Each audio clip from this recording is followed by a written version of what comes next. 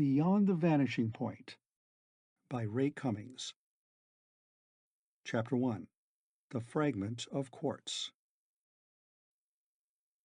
It was shortly after noon of December 31st, 1960, when the series of weird and startling events began which took me into the tiny world of an atom of gold, beyond the vanishing point, beyond the range of even the highest-powered electric microscope. My name is George Randolph. I was, that momentous afternoon, assistant chemist for the Ajax International Dye Company, with main offices in New York City.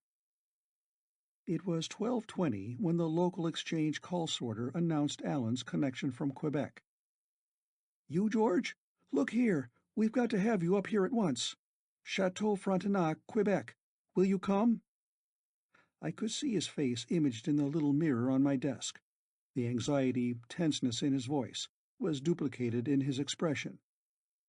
"Well," I began. "You must, George. Babs and I need you. See here." He tried at first to make it sound like an invitation for a New Year's Eve holiday, but I knew it was not that. Alan and Barbara Kent were my best friends. They were twins, 18 years old. I felt that Alan would always be my best friend, but for Babs my hopes, longings went far deeper, though as yet I had never brought myself to the point of telling her so. "I'd like to come, Alan, but—" "You must! George, I can't tell you over the public air. I've seen him. He's diabolical. I know it now." Him? It could only mean, of all the world, one person. "He's here," he went on. "Near here. We've seen him today. I didn't want to tell you, but that's why we came. It seemed a long chance, but it's he, I'm positive." I was staring at the image of Alan's eyes. It would seem that there was horror in them, and in his voice. "God, George, it's weird, weird, I tell you. His looks, oh, I can't tell you now. Only come." I was busy at the office in spite of the holiday season, but I dropped everything and went. By 1 o'clock that afternoon I was wheeling my little sport midge from its cage on the roof of the Metropole building and went into the air. It was a cold, gray afternoon with the feeling of coming snow. I made a good 250 miles at first, taking the northbound through-traffic lane which today the meteorological conditions had placed at 6,200 feet altitude. Flying is largely automatic. There was not enough traffic to bother me. The details of leaving the office so hastily had been too engrossing for thought of Alan and Babs, but now, in my little pit at the controls, my mind flung ahead. They had located him. That meant Franz Poulter, for whom we had been searching nearly 4 years. And my memory went back into the past with vivid vision. The Kents, 4 years ago, were living on Long Island. Alan and Babs were 14 years old, and I was 17. Even then, Babs represented to me all that was desirable in girlhood. I lived in a neighboring house that summer and saw them every day. To my adolescent mind, a thrilling mystery hung upon the Kent family. The mother was dead. Dr. Kent, father of Alan and Babs, maintained a luxurious home, with only a housekeeper and no other servant. Dr. Kent was a retired chemist. He had, in his home, a chemical laboratory in which he was working upon some mysterious problem. His children did not know what it was, nor, of course, did I. And none of us had ever been in the laboratory, except that when occasion offered we stole surreptitious peeps. I recall Dr. Kent as a kindly, iron-gray-haired gentleman. He was stern with the discipline of his children, but he loved them and was indulgent in 1,000 ways. They loved him, and I, an orphan, began looking upon him almost as a father. I was interested in chemistry. He knew it and did his best to help and encourage me in my studies. There came an afternoon in the summer of 1956, when, arriving at the Kent house, I ran upon a startling scene. The only other member of the household was a young fellow of 25, named Franz Poulter. He was a foreigner, born, I understood, in one of the Balkan protectorates.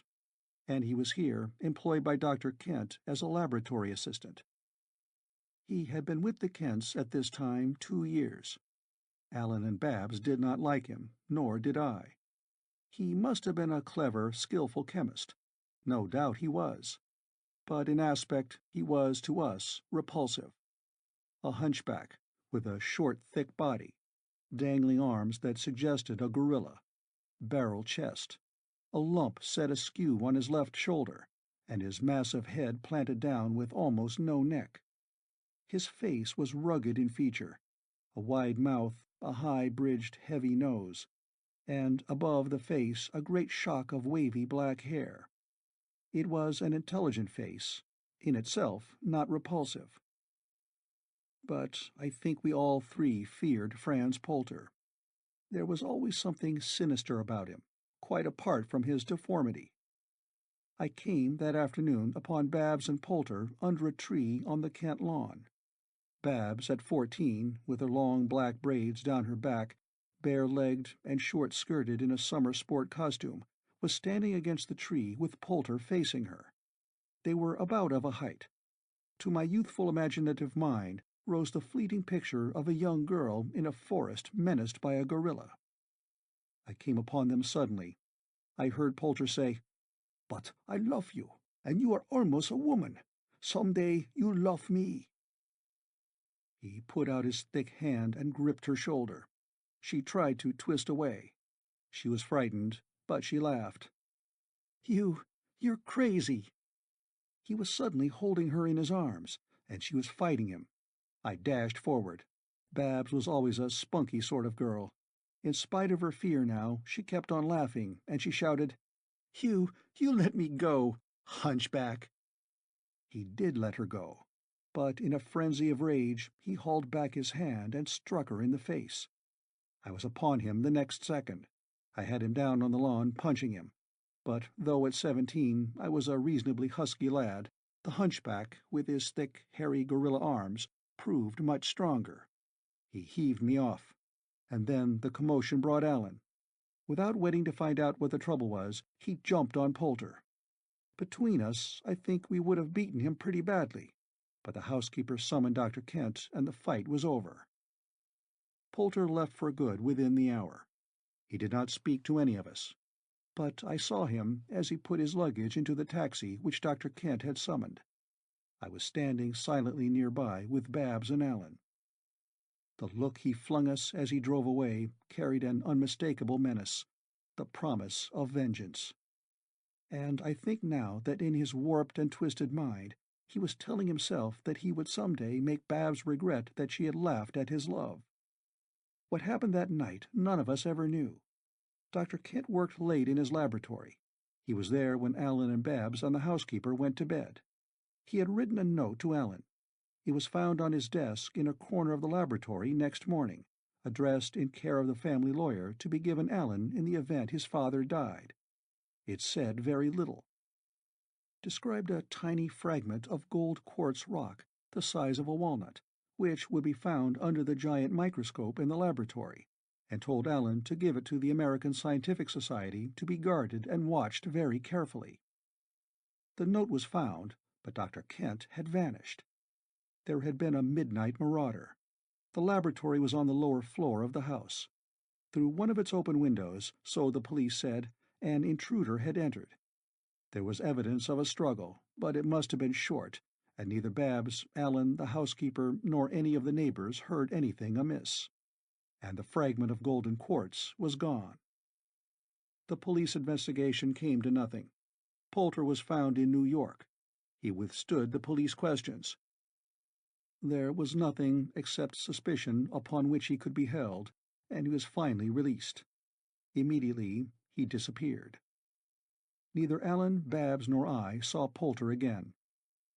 Dr. Kent had never been heard from to this day, 4 years later when I flew to join the twins in Quebec. And now Alan had told me that Polter was up there. We had never ceased to believe that Dr. Kent was alive, and that Polter was the midnight marauder. And as we grew older, we began to search for Polter. It seemed to us that, now we were older, if we could once get our hands on him, We could drag from him the truth in which the police had failed. The call of a traffic director in mid-Vermont brought me back from these vivid thoughts. My buzzer was clanging. A peremptory halting signal daybeam came darting up at me from below. It caught me and clung. I shouted down at it. "What's the matter?" I gave my name and number and all the details in a breath. Above everything, I had no wish to be halted now. "What's the matter? I haven't done anything wrong." "The hell you haven't!" the director roared. "Come down to 3,000. That lane's barred." I dove obediently, and his beam followed me. "Once more like that, young fellow." But he went busy with somebody else, and I didn't hear the end of his threat. I crossed into Maine in mid-afternoon. Twilight was upon me. The sky was solid lead. The landscape all up through here was gray-white with snow in the gathering darkness. I passed the city of Jackman, crossing full over it to take no chances of annoying the border officials, and a few miles further I dropped to the glaring lights of the International Inspection Field. The formalities were soon finished. I was ready to take away when Alan rushed at me. "George, I thought I could connect here." He gripped me. He was wild-eyed, incoherent. He waved his taxi-plane away. "I'm going back with my friend." "George, I can't. I don't know what's happened to her. She's gone now." "Who's gone? Babs?" "Yes." He pushed me into my plane and climbed in after me. "Don't talk. Get us up. I'll tell you then. I shouldn't have left." When we were up in the air, I swung on him. "What are you talking about? Babs gone?" I could feel myself shuddering with a nameless horror. "I don't know what I'm talking about, George. I'm about crazy. The Quebec police think I am anyway. I've been raising hell with them for an hour. Babs is gone. I can't find her. I don't know where she is." He finally calmed down enough to tell me. Shortly after his radio phone to me in New York, he had missed Babs. They had had lunch in the huge hotel, and then walked on the Dufferin Terrace, the famous promenade outside looking down over the lower city, the great sweep of the St. Lawrence River, and the gray-white distant Laurentian mountains. "I was to meet her inside. I went in ahead of her, but she didn't come. I went back to the terrace, and she was gone. Wasn't in our rooms, nor the lobby, nor anywhere." But it was early afternoon, in the public place of a civilized city, in the daylight of Dufferin Terrace, beside the long ice toboggan slide, under the gaze of skaters on the ice rink and several hundred holiday merrymakers. A young girl could hardly be murdered or forcibly abducted without attracting some attention. The Quebec police thought the young American unduly excited over his sister, who was missing only an hour. They would do what they could if by dark she had not rejoined him. They suggested that doubtless the young lady had gone shopping. "Maybe she did," I agreed, but in my heart I felt differently. "She'll be waiting for us in the hotel when we get there, Alan." "But I'm telling you, we saw Poulter this morning. He lives here, not 30 miles from Quebec. We saw him on the terrace after breakfast. Recognized him at once." "Did he see you?" "I don't know. He was lost in the crowd in a minute. But I asked a young French fellow who it was. He knew him. Told me Frank Rascour. That's the name he wears now. He was a famous man up here, well known, immensely rich. I don't know if he saw us or not. What a fool I was to leave Babs alone, even for a minute." We were speeding over a white-clad valley with a little frozen river winding down its middle. Almost full night had come. The leaden sky was low above us. It began snowing. The lights of the small villages along the river were barely visible. "Can you land us, Alan?" "Yes, surely. Municipal field just beyond the Citadel. We can get to the hotel in 5 minutes. Good landing lights." It was a flight of only half an hour. During it, Alan told me about Poulter. The hunchback, now known as Frank Rascour, owned a mine in the Laurentides, some 30 miles from Quebec City, a fabulously productive mine of gold. It was an anomaly that gold should be produced in this region. No vein of gold-bearing rock had been found except the one on Poulter's property. Alan had seen a newspaper account of the strangeness of it, and just upon the chance had come to Quebec, seen Frank Rascor on the Dufferin Terrace, and recognized him as Poulter. Again my thoughts went back into the past. Had Poulter stolen that missing fragment of golden quartz the size of a walnut which had been beneath Dr. Kent's microscope? We always thought so. Dr. Kent had some secret, some great problem upon which he was working. Poulter, his assistant, had evidently known, or partially known, its details. And now, 4 years later, Poulter was immensely rich, with a gold mine in mountains where there was no other such evidence of gold. I seemed to see some connection. Alan, I knew, was groping with a dim idea, so strange he hardly dared voice it. "I tell you it's weird, George. The sight of him. Poulter. Heavens, one could mistake that hunchback. And his face, his features, just the same as when we knew him." "Then what's weird?" I demanded. "His age." There was a queer, solemn hush in Alan's voice. "George, when we knew Poulter, he was about 25, wasn't he? Well, that was 4 years ago. But he isn't 29 now. I swear it's the same man, but he isn't around 30. Don't ask me what I'm talking about. I don't know. But he isn't 30. He's nearer 50. Unnatural. Weird. I felt it, and so did Babs, just that brief look we had at him." I did not answer. My attention was managing the plane. The lights of Seville were under us. Beyond the city cliffs, the St. Lawrence lay in its deep valley, and the Quebec lights, the light-dotted ramparts with the terrace and the great fortress-like hotel, showed across the river. "Better take the stick, Ellen. I don't know where the field is. And don't you worry about Babs. She'll be back by now." But she was not. We went to the 2 connecting rooms in the tower of the hotel which Alan and Babs had engaged. We inquired with half a dozen phone calls. No one had seen or heard from her. The Quebec police were sending a man up to talk to Alan. "Well, we won't be here," Alan called to me. He was standing by the window in Babs' room. He was trembling too much to use the phone. I hung up the receiver and went through the connecting door to join him. Babs' room. It sent a pang through me. A few of her garments were lying around. A negligee was laid out on the dainty little bed. A velvet boudoir doll, she had always loved them, stood on the dresser. Upon this hotel room, in a day, she had impressed her personality. Her perfume was in the air, and now she was gone. "We won't be here," Alan was repeating. He gripped me at the window. "Look!" In his hand was an ugly-looking, smokeless, soundless automatic of the Essen type. "And I've got another for you. Brought them up with me."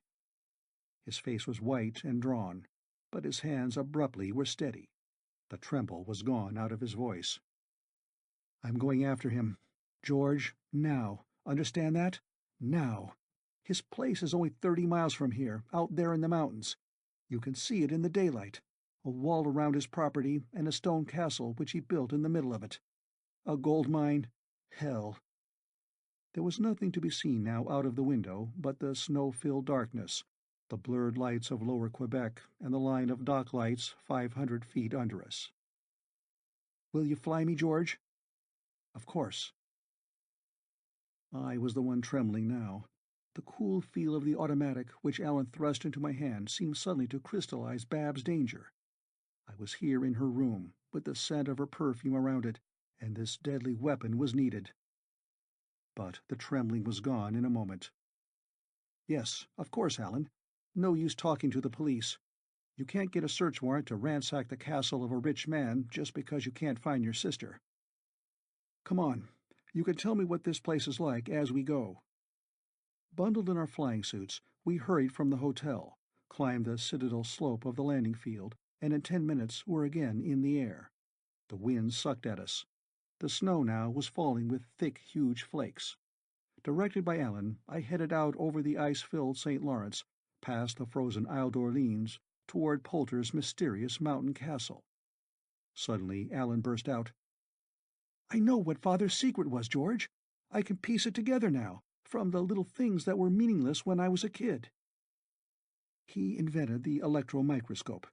You know that. The infinitely small fascinated him. I remember he once said that if we could see far enough down into smallness, we would come upon human life. Alan's low, tense voice was more vehement than I had ever heard it before. It's clear to me now, George. That little fragment of golden quartz which he wanted me to be so careful of contained a world with human inhabitants. Father knew it or suspected it, and I think the chemical problem on which he was working aimed for some drug. I know it was a drug they were compounding. Poulter said so once, a radioactive drug. I remember listening at the door. A drug, George, capable of making a human being infinitely small. I did not answer when momentarily Alan paused. So strange a thing.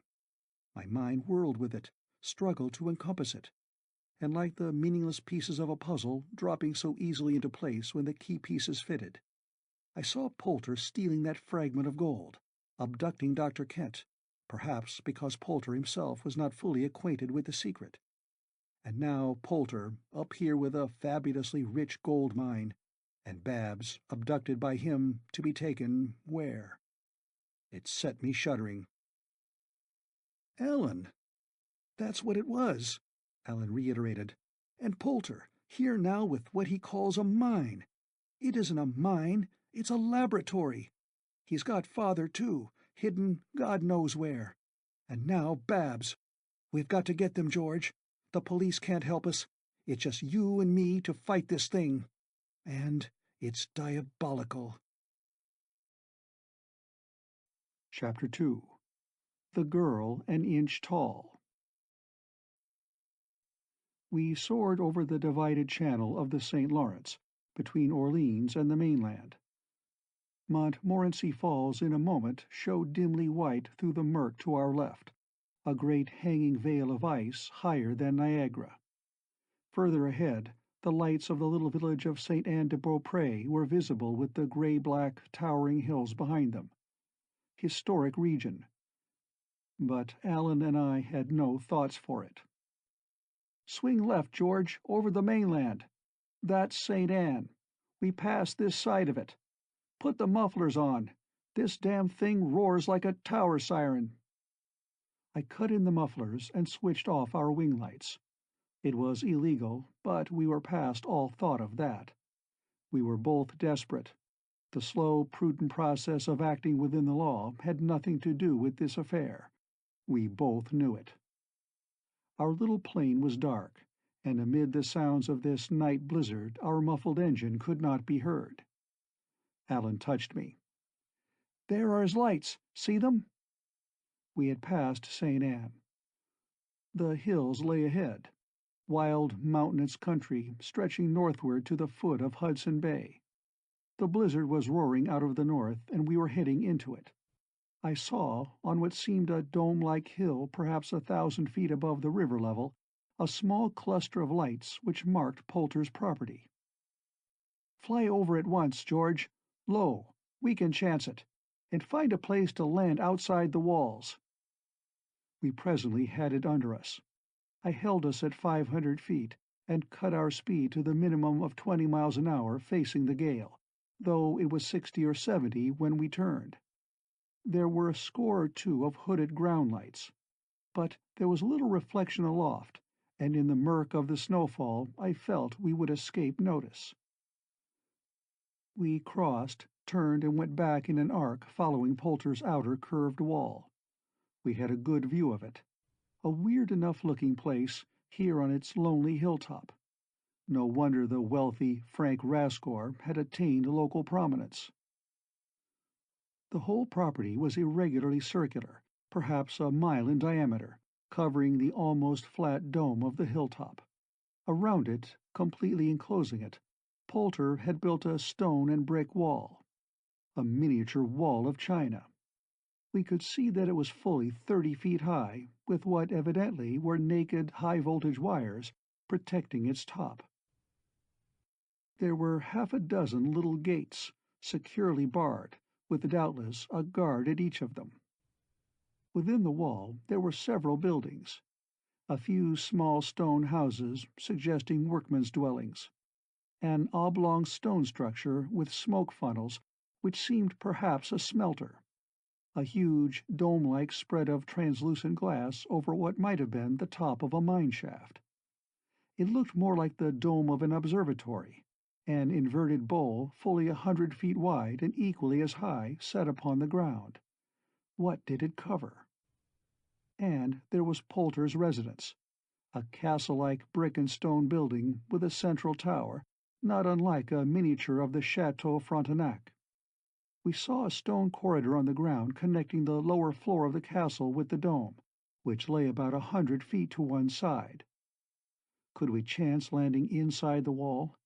There was a dark, level expanse of snow where we could have done it, but our descending plane would doubtless have been discovered. But the mile-wide inner area was dark in many places. Spots of light were at the little wall gates. There was a glow all along the top of the wall. Lights were in Poulter's house. They slanted out in yellow shafts to the nearby white ground. But for the rest, the whole place was dark, save a dim glow from under the dome. I shook my head at Alan's suggestion. "We couldn't land inside." We had circled back and were a mile or so off toward the river. "You saw the guards down there, but that low stretch outside the gate on this side." A plan was coming to me. Heaven knows it was desperate enough, but we had no alternative. We would land and accost one of the gate guards, force our way in. Once inside the wall, on foot in the darkness of this blizzard, we could hide. Creep up to that dome. Beyond that, my imagination could not go. We landed in the snow a quarter of a mile from one of the gates. We left the plane and plunged into the darkness. It was a steady upward slope. A packed snowfield was underfoot, firm enough to hold our shoes, with a foot or so of loose soft snow on its top. The falling flakes whirled around us. The darkness was solid. Our helmeted leather-furred flying suits were soon shapeless with a gathering white shroud. We carried our essence in our gloved hands. The night was cold, around 0, I imagine, though with that biting wind it felt far colder. From the gloom a tiny spot of light loomed up. "There it is, Alan. Easy now. Let me go first." The wind tore away my words. We could see the narrow rectangle of bars at the gate, with a glow of light behind them. "Hide your gun, Alan." I gripped him. "Hear me?" "Yes." "Let me go first. I'll do the talking. When he opens the gate, let me handle him. You, if there are 2 of them, you take the other." We emerged from the darkness into the glow of light by the gate. I had the horrible feeling that a shot would greet us. A challenge came, at first in French, then in English. "Stop! What do you want?" "To see Mr. Rascore." We were up to the bars now, shapeless hooded bundles of snow and frost. A man stood in the doorway of a lighted little cubby behind the bars. A black muzzle in his hand was leveled at us. "He sees no one. Who are you?" Alan was pressing at me from behind. I shoved back and took a step forward. I touched the bars. "My name is Fred Davis, newspaperman from Montreal. I must see Mr. Rascore." "You cannot. You may send in your call. The mouthpiece is there, out there to the left. Bare your face. He talks to no one without the face image." The guard had drawn back into his cubby. There was only his extended hand and the muzzle of his weapon left visible. I took a step forward. "I don't want to talk by phone. Won't you open the gate? It's cold out here. We have important business. We'll wait with you." Abruptly, the gate lattice slid aside. Beyond the cubby doorway was the open darkness within the wall. A scuffed path leading inward from the gate showed for a few feet. I walked over the threshold with Alan crowding me. The Essen in my coat pocket was leveled. but from the cubby doorway I saw that the guard was gone. Then I saw him crouching back of a metal shield. His voice rang out, "Stand!"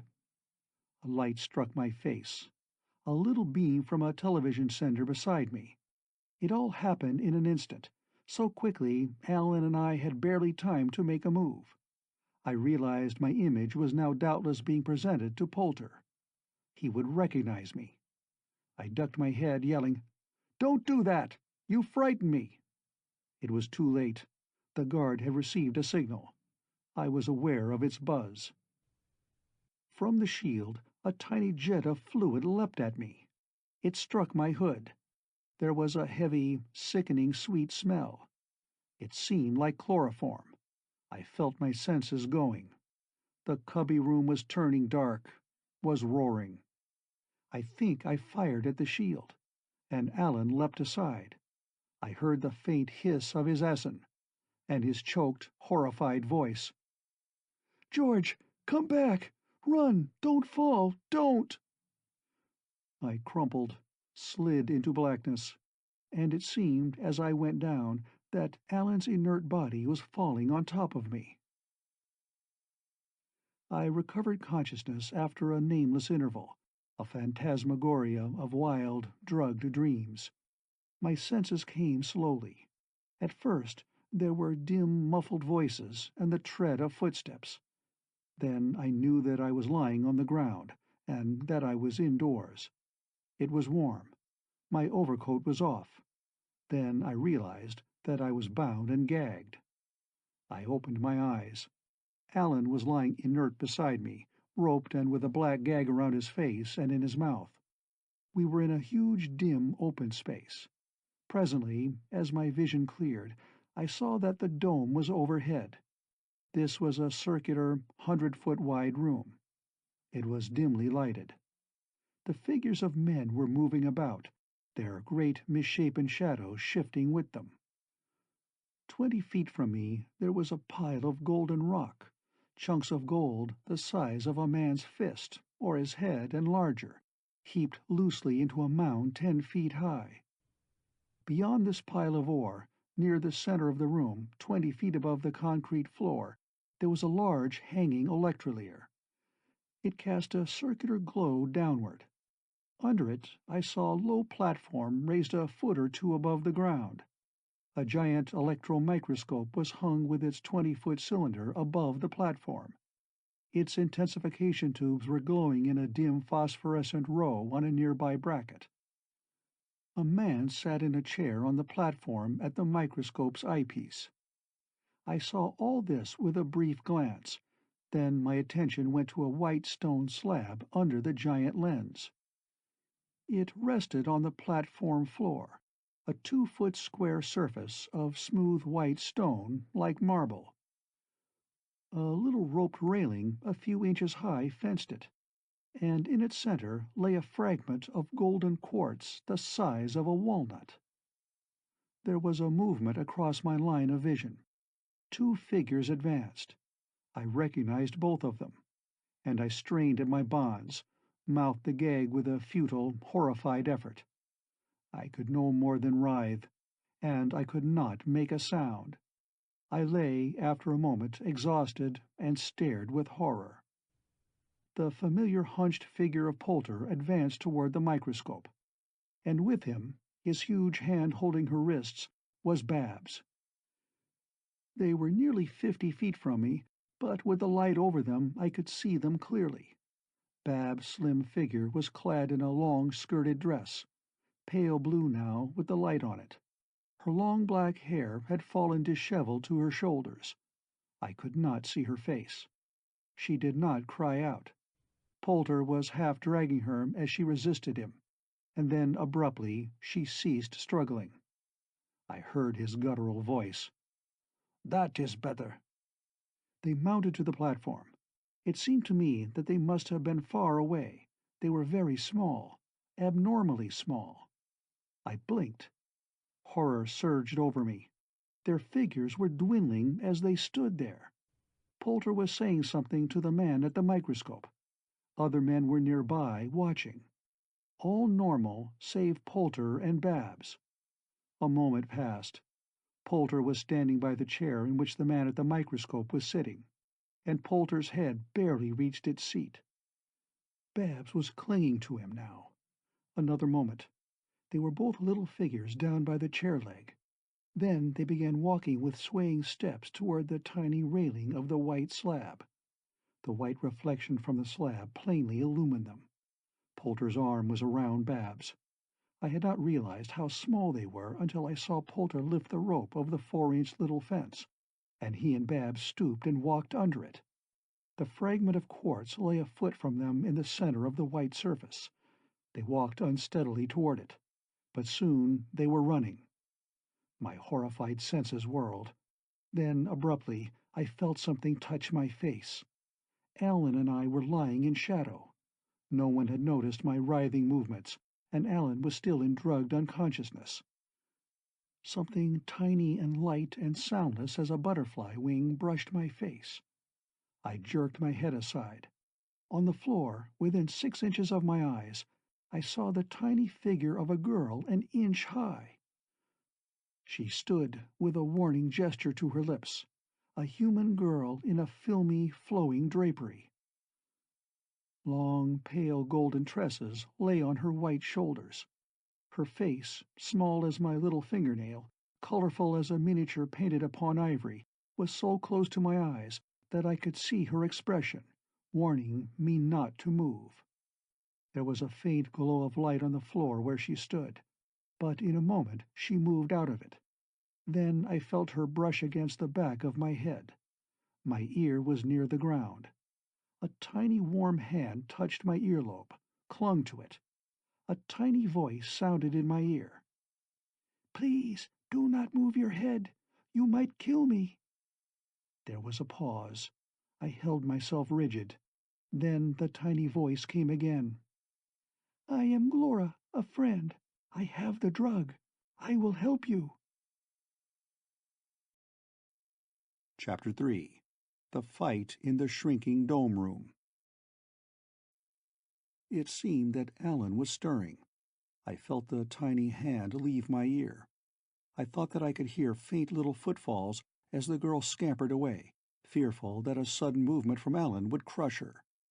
I turned cautiously after a moment and saw Alan's eyes upon me. He too had seen, with a blurred returning consciousness, the dwindling figures of Babs and Poulter. I followed his gaze. The white slab with the golden quartz under the microscope seemed empty of human movement. The several men in this huge circular dome room were dispersing to their affairs. 3 of them sat whispering by what I saw now was a pile of gold ingots stacked crosswise.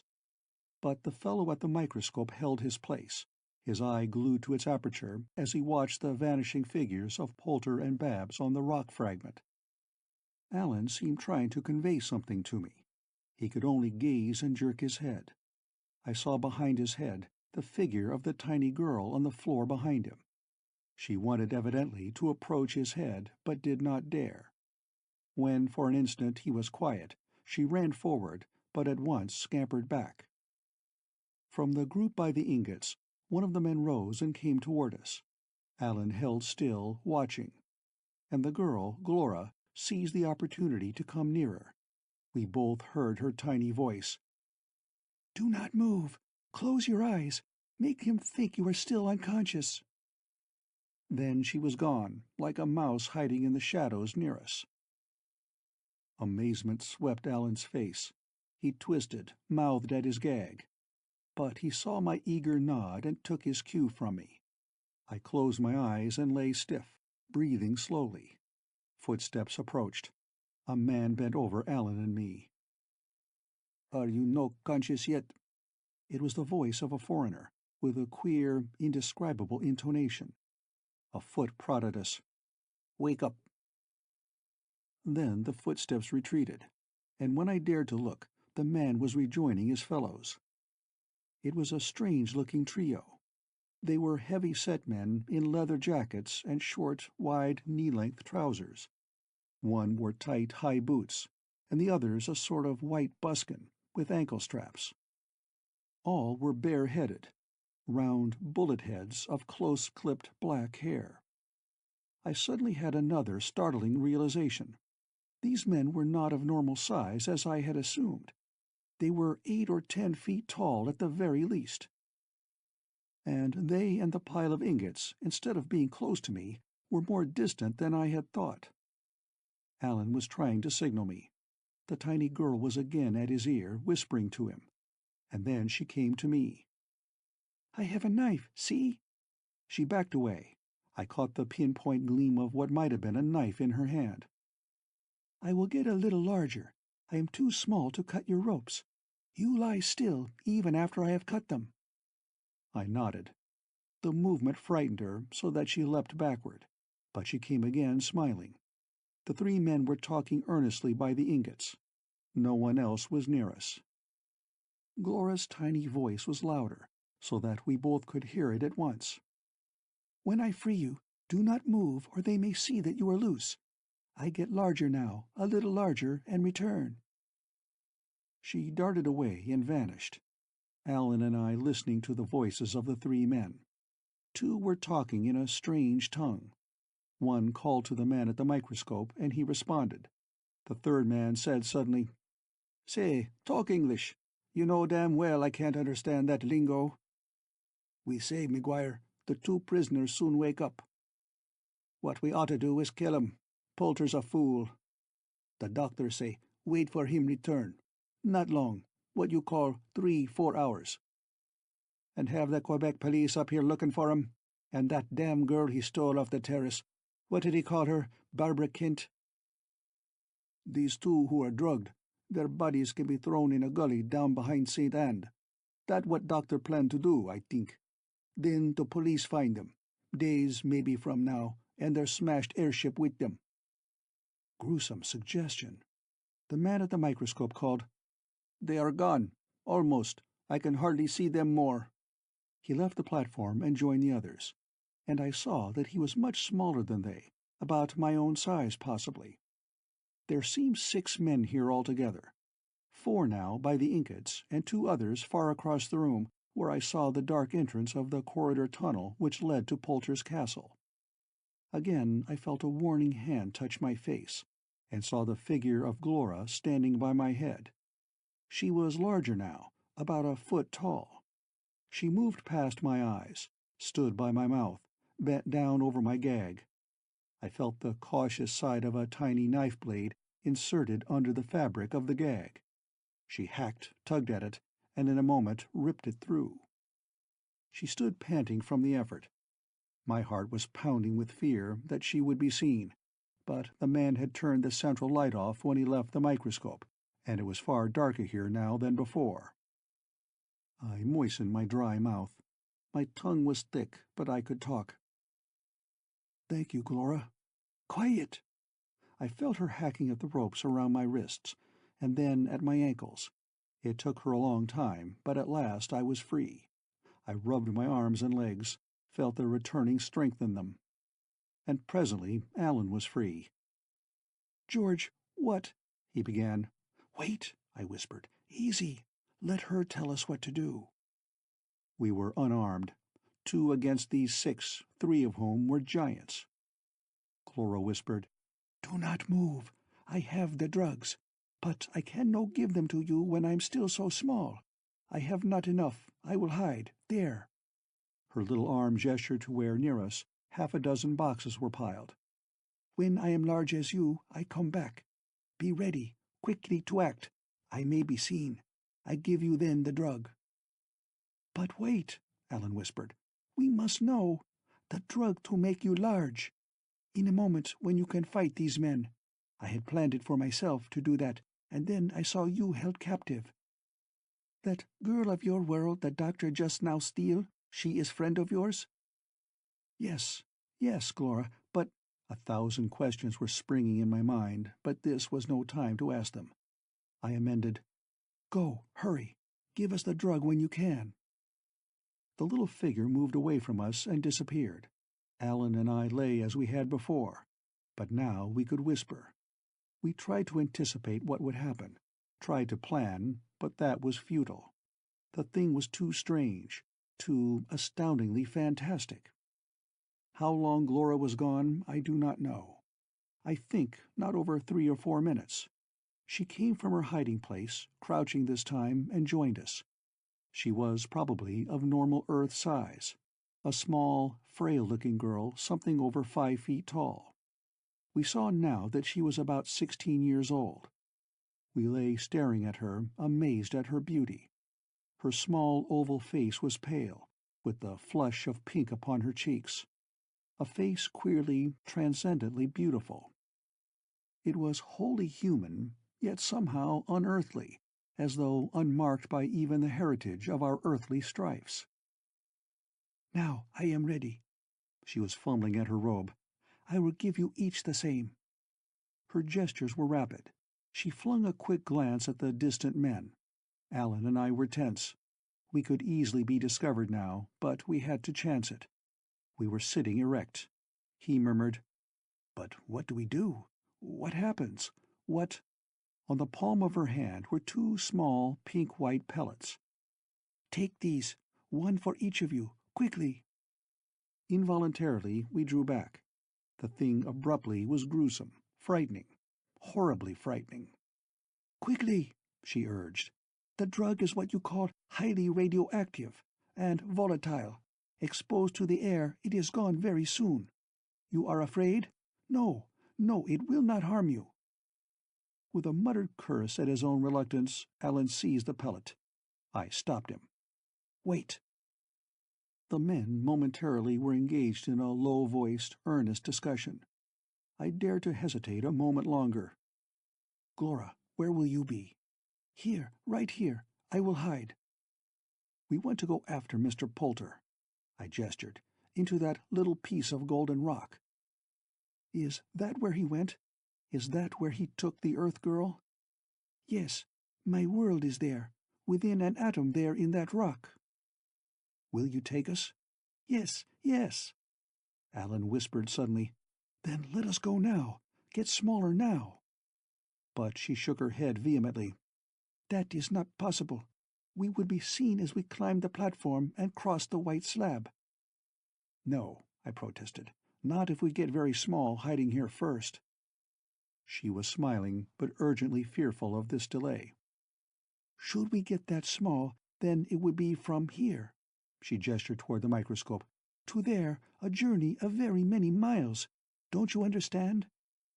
This thing's so strange. Alan was plucking at me. "Ready, George?" "Yes." I put the pellet on my tongue. It tasted slightly sweet, but seemed quickly melted, and I swallowed it hastily. My head swam. My heart was pounding, but that was apprehension, not the drug. A thrill of heat ran through my veins, as though my blood were on fire. Alan was clinging to me as we sat together. Glora again had vanished. In the background of my whirling consciousness, the sudden thought hovered that she had tricked us, done to us something diabolical. But the thought was swept away in the confusion of the flood of impressions upon me. I turned dizzily. "All right, Alan?" "Yes, I guess so." My ears were roaring, the room seemed whirling, but in a moment that passed. I felt a sudden, growing sense of lightness. A humming was within me, a soundless tingle. To every tiny microscopic cell in my body the drug had gone. The myriad pores of my skin seemed thrilling with activity. I know now it was the exuding volatile gas of this disintegrating drug.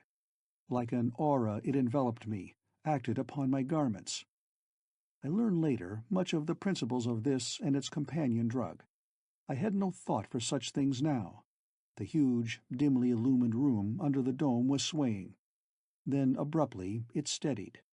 The strange sensations within me were lessening, or I forgot them.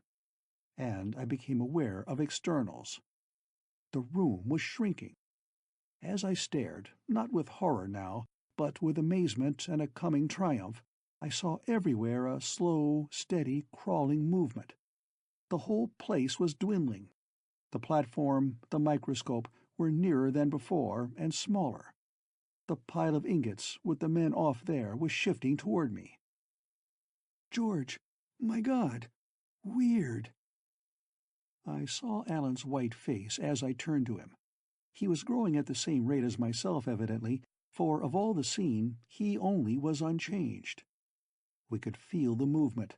The floor under us was shifting, crawling slowly. From all directions it came, contracting as though it were being squeezed beneath us. In reality, our expanding bodies were pushing outward.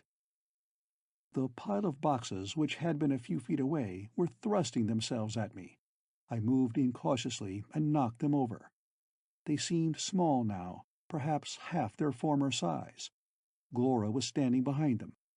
I was sitting and she was standing, but across the litter our faces were level. "Stand up," she murmured. "You all right now? I hide." I struggled to my feet, drawing Alan up with me. Now, the time for action was upon us. We had already been discovered. The men were shouting, clambering to their feet. Alan and I stood swaying. The dome room had contracted to half its former size. Near us was a little platform, chair and microscope. Small figures of men were rushing at us. I shouted, "Alan, watch yourself!" We were unarmed. These men might have automatics, but evidently they did not. Knives were in their hands. The whole place was ringing with shouts. And then a shrill siren alarm from outside was clanging. The first of the men, a few moments before he had seemed a giant, flung himself upon me. His head was lower than my shoulders.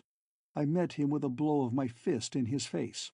He toppled backward, but from one side another figure came at me. A knife blade bit into the flesh of my thigh. The pain seemed to fire my brain. A madness descended upon me. It was the madness of abnormality. I saw Alan with two dwarfed figures clinging to him, but he threw them off, and they turned and ran. The man at my thigh stabbed again, but I caught his wrist and, as though he were a child, whirled him around me and flung him away. He landed with a crash against the shrunken pile of gold nuggets and lay still. The place was in a turmoil. Other men were appearing from outside, but they stood now well away from us. Alan backed against me. His laugh rang out, half hysterical with the madness upon him as it was upon me. "God, George, look at them! So small!" They were now hardly the height of our knees. This was now a small circular room under a lowering concave dome. A shot came from the group of pygmy figures. I saw the small stab of flame, heard the sing of the bullet. We rushed, with a full frenzy of madness upon us, enraged giants. What actually happened I cannot recount. I recall scattering the little figures, seizing them, flinging them headlong. A bullet, tiny now, stung the calf of my leg. Little chairs and tables under my feet were crashing. Alan was lunging back and forth, stamping, flinging his tiny adversaries away. There were 20 or 30 of the figures here now. Then I saw some of them escaping. The room was littered with wreckage. I saw that by some miracle of chance the microscope was still standing, and I had a moment of sanity. "Alan, watch out! The microscope! The platform! Don't smash it! And Glora, look out for her!" I suddenly became aware that my head and a shoulder had struck the dome roof. Why, this was a tiny room. Alan and I found ourselves back together, panting in the small confines of a circular cubby, with an arching dome close over us. At our feet, the platform with the microscope over it hardly reached our boot-tops. There was a sudden silence, broken only by our heavy breathing. The tiny forms of humans strewn around us were all motionless. The others had fled. Then we heard a small voice. "Here, take this, quickly! You are too large! Quickly!" Alan took a step, and then a sudden panic was on us both. Glora was here at our feet. We did not dare turn, hardly dared move. To stoop might have crushed her. My leg hit the top of the microscope cylinder. It rocked, but did not fall. Where was Glora? In the gloom we could not see her. We were in a panic. Alan began, "George, I say—" The contracting inner curve of the dome bumped gently against my head. The panic of confusion which was upon us turned to fear. The room was closing in to crush us. I muttered, "Alan, I'm going out." I braced myself and heaved against the side and top curve of the dome. Its metal ribs and heavy, translucent, reinforced glass plates resisted me. There was an instant when Alan and I were desperately frightened. We were trapped, to be crushed in here by our own horrible growth. Then the dome yielded under our smashing blows. The ribs bent, the plates cracked. We straightened, pushed upward, and emerged through the broken dome, with head and shoulders towering into the outside darkness, and the wind and snow of the blizzard howling around us. Chapter 4. The Journey into Smallness. "Glora, that was horrible." We stood again in normal size, with the wrecked dome laboratory around us. The dome had a great jagged hole halfway up one of its sides, through which the snow was falling. The broken bodies strewn around were gruesome. Alan repeated, "Horrible, Glora. This drug, the power of it, is diabolical." Glora had grown large after us, had given us the companion drug. I need not detail the strange sensations of our dwindling. We were so soon to experience them again. We had searched, when still large, all of Poulter's grounds. Some of his men undoubtedly escaped, made off into the blizzard. How many, we never knew. None of them ever made themselves known again. We were ready to start into the atom. The fragment of golden quartz still lay under the microscope on the white square of stone slab. We had hurried with our last preparations. The room was chilling. We were all inadequately dressed for such cold. I left a note scribbled on a square of paper by the microscope. With daylight, Poulter's wrecked place would be discovered. The police would come. "Guard this piece of golden quartz. Take it at once, very carefully, to the Royal Canadian Scientific Society. Have it watched day and night. We will return." I signed it George Randolph. And as I did so, the extraordinary aspect of these events swept me anew. Here in Poulter's weird place I had seemed living in some strange, fantastic realm. But this was the province of Quebec in civilized Canada. These were the Quebec authorities I was addressing. I flung the thoughts away. "Ready, Glora?" "Yes." Then doubts assailed me. None of Poulter's men had gotten large to fight us. Evidently, he did not trust them with the drug. We could well believe that, for the thing misused was diabolical beyond human conception. A single giant, a criminal, a madman, by the power of giant size alone, could devastate the earth. The drug, lost or carelessly handled, could get loose. Animals, insects eating it, could roam the earth, gigantic monsters. Vegetation, nourished with it, might in a day overrun a great city, bearing it with a jungle growth. How terrible a thing if the realm of smallness were suddenly to emerge! Monsters of the sea, marine organisms, could expand until even the ocean was too small for them. Microbes of disease feeding upon this drug. Alan was gripping me. "We're ready, George." Yes, I'm ready." This was not largeness we were facing now, but smallness. I thought of Babs, down there with Poulter, beyond the vanishing point in the realm of the infinitely small. They had been gone an hour at least. Every moment lost now was adding to Babs' danger. "Yes, I'm ready, Alan." Glora sat with us on the platform. Strange little creature. She was wholly calm now, methodical with her last directions. There had been no time for her to tell us anything about herself. Alan had asked her why she had come here and how she had gotten the drugs. She waved him away. "On the journey down. Plenty of time then." "How long?" Alan demanded. "Not too long. If we are careful with managing the trip, what you might call 10 hours. And now, as we were ready to start, she told us calmly, "I will give you each your share of the drugs, but them you take only as I tell you." She produced from her robe several small vials a few inches long. They were tightly stoppered. The feel of them was cool and sleek. They seemed of some strange polished metal. Some of them were tinted black, while the others glowed opalescent. She gave each of us one vial of each kind. "The light ones are for diminishing," she said. "We take them very carefully, one small pellet only at first." Alan was opening one of his, but she checked him. "Wait. The drug evaporates very quickly. I have more to say first. We sit here together. Then you follow me to the white slab. We climb upon the little rock." She laid her hands on our arms. Her blue eyes regarded us earnestly. Her manner was naive, childlike. But I could not mistake her intelligence. The force of her character stamped on her face for all its dainty, ethereal beauty. "Alan," she smiled at him and tossed back a straying lock of her hair which was annoying her. "You pay attention, Alan. You are very young, reckless. You listen. We must not be separated. You understand that, both of you? We will be always in that little piece of rock, but there will be miles of distance, and to be lost in size. Strange journey upon which now we were starting. Lost in size? You understand me? Lost in size. If that happens, we might never find each other.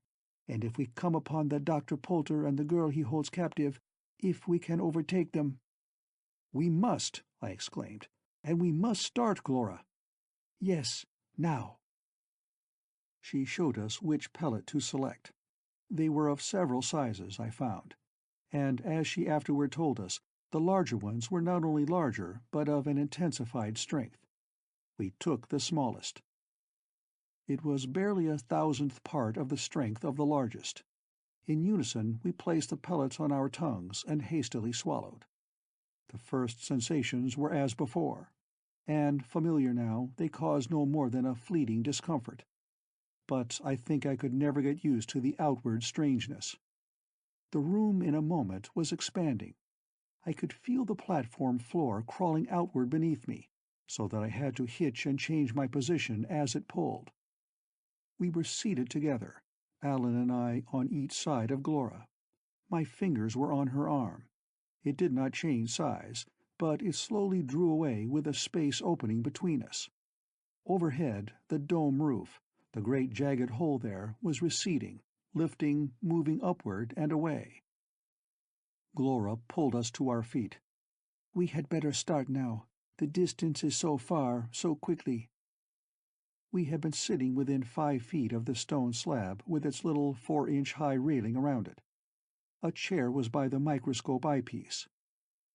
As we stood swaying, I saw that the chair was huge, and its seat level with my head. The great barrel cylinder of the microscope slanted 60 feet upward.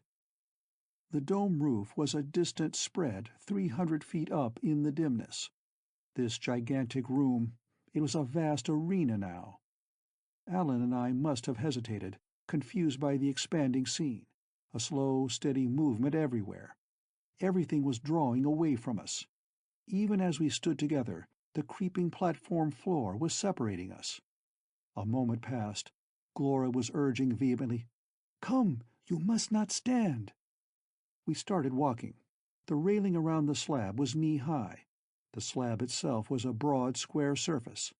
The fragment of golden quartz lay in its center. It was now a jagged lump nearly a foot in diameter. The platform seemed shifting as we walked. The railing hardly came closer as we advanced toward it. Then suddenly I realized it was receding. 30 feet away? No, now it was more than that. A great thick rope, waist-high, with a huge spread of white surface behind it. "Faster!" urged Glora. We ran and reached the railing. It was higher than our heads. We ran under it and out upon the white slab, a level surface larger now than the whole dome room had been. Glora, like a fawn, ran in advance of us, her draperies flying in the wind. She turned to look back. "Faster, faster, or it will be too hard a climb!" Ahead lay a golden mound of rock. It was widening, raising its top steadily higher. Beyond it and over it was a vast, dim distance. We reached the rock breathless, winded. It was a jagged mound like a great 50-foot butte. We plunged upon it, began climbing. The ascent was steep, precipitous in places. There were little gullies, which expanded as we climbed up them. It seemed that we should never reach the top, but at last we were there. I was aware that the drug had ceased its action. The yellow rocky ground was no longer expanding. We came to the summit and stood to get back our breath. And Alan and I gazed with awe upon the top of a rocky hill. Little buttes and strewn boulders lay everywhere. It was all naked rock, ridged and pitted, and everywhere yellow-tinged. Overhead was distance. I could not call it a sky. A blur was there, something almost but not quite distinguishable. Then I thought that I could make out a more solid blur which might be the lower lens of the microscope above us. And there were blurred, very distant spots of light, like huge suns masked by a haze, and I knew that they were the hooded lights of the laboratory room. Before us, over the brink of a 500-foot cliff, a great glistening white plain stretched into the distance. I seemed to see where it ended in a murky blur. And far higher than our own hilltop level, a horizontal streak marked the rope railing of the slab. "Well," said Alan, "we're here." He gazed behind us, back across the rocky summit, which seemed several 100 feet across to its opposite brink. He was smiling, but the smile faded. "Now what, Glora? Another pellet?" "No, not yet. There is a place where we go down. It is marked in my mind." I had a sudden ominous sense that we three were not alone up here. Glora led us back from the cliff. As we picked our way among the naked crags, it seemed behind each of them an enemy might be lurking. "Glora, do you know if any of Dr. Poulter's men have the drug? I mean, do they come in and out here?" She shook her head. "I think not. He lets no one have the drug. He trusts not anyone. I stole it. I will tell you later. Much I have to tell you before we arrive." Alan made a sudden sidewise leap and dashed around a rock. He came back to us, smiling ruefully. "Gets on your nerves, all this. I had the same idea you did, George. Might be someone around here, but I guess not." He took Glora's hand and they walked in advance of me. "We haven't thanked you yet, Glora." "Not needed. I came for help from your world. I could not get back to my own, and I followed the Dr. Poulter when he came outward. He has made my world, my people, his slaves. I came for help. And because I have helped you needs no thanks." "But we do thank you, Glora." Alan turned his flushed, earnest face back to me. I thought I had never seen him so handsome, with his boyish, rugged features and shock of tousled brown hair. The grimness of adventure was upon him, but in his eyes there was something else. It was not for me to see it. That was for Glora, and I think that even then its presence and its meaning did not escape her. "Stay close, George." "Yes." We reached a little gully near the center of the hilltop. It was some 20 feet deep. Glora paused. "We descend here." The gully was an unmistakable landmark, open at one end, 40 feet long, with the other end terminating in a blind wall, smoothly precipitous. We retraced our steps, entering the gully at its open end, and walked its length. Glora paused by the wall, which now loomed above us. "A pit is here, a hole. I cannot tell just how large it will look when we are in this size." We found and stood over it, a foot-wide circular hole extending downward. Alan abruptly knelt and shoved his hand and arm into it, but Glora sprang at him. "Don't do that!" "Why not? Is this it? How deep is it?" She retorted sharply. "The Dr. Poulter is ahead of us. How far away in size, who knows? Do you want to crush him, and crush that young girl with him?" Alan's jaw dropped. Good Lord! We stood with the little pit before us, and another of the pellets ready. "Now," said Glora. Again we took the drug, a somewhat larger pellet this time. The familiar sensations began. Everywhere the rocks were creeping with a slow, inexorable movement, the landscape expanding around us. The gully walls drew back and upward. In a moment they were precipice cliff walls, and we were in a broad valley. We had been standing close together. We had not moved except to shift our feet as the expanding ground drew them apart. I became aware that Alan and Glora were a distance from me. Glora called, "Come, George, we go down quickly now." We ran to the pit. It had expanded to a great round hole some 6 feet wide and equally as deep. Glora let herself down, peered anxiously beneath her, and dropped. Alan and I followed. We jammed the pit, but as we stood there, the walls were receding and lifting. I had remarked Glora's downward glance, and shuddered. Suppose, in some slightly smaller size, Babs had been here among these rocks. The pit widened steadily. The movement was far swifter now. We stood presently in a great circular valley. It seemed fully a mile in diameter, with huge encircling walls like a crater rim towering thousands of feet into the air. We ran along the base of one expanding wall, following Glora. I noticed now that overhead the turgid murk had turned into the blue of distance. A sky. It was a faintly sky blue, and there seemed a haze in it, almost as though clouds were forming. It had been cold when we started. The exertion had kept us fairly comfortable, but now I realized that the air was far warmer. It was a different air, more humid, and I thought the smell of moist earth was in it. Rocks and boulders were strewn here on the floor of this giant valley, and I saw occasional pools of water. There had been rain recently. A realization came with a shock of surprise. This was a new world. A faint, luminous twilight was around us. And then I noticed that the light was not altogether coming from overhead. It seemed inherent to the rocks themselves. They glowed very faintly luminous, as though phosphorescent. We were now well embarked upon this strange journey. We spoke seldom. Glora was intent upon guiding us. She was trying to make the best possible speed. I realized that it was a case of judgment as well as physical haste. We had dropped into that 6-foot pit. Had we waited a few moments longer, the depth would have been 100 feet, 200, 1,000. It would have involved hours of arduous descent, if we had lingered until we were a trifle smaller. We took other pellets. We traveled perhaps an hour more. There were many instances of Glora's skill. We squeezed into a gully and waited until it widened. We leaped little expanding caverns. We slid down a smooth, yellowish slide of rock like a child's toboggan, and saw it behind and over us, rising to become a great spreading ramp extending upward into the blue of the sky. Now up there, little sailing white clouds were visible, and down where we stood it was deep twilight, queerly silvery with the phosphorescence from the luminous rocks, as though some hidden moon were shining. Strange new world.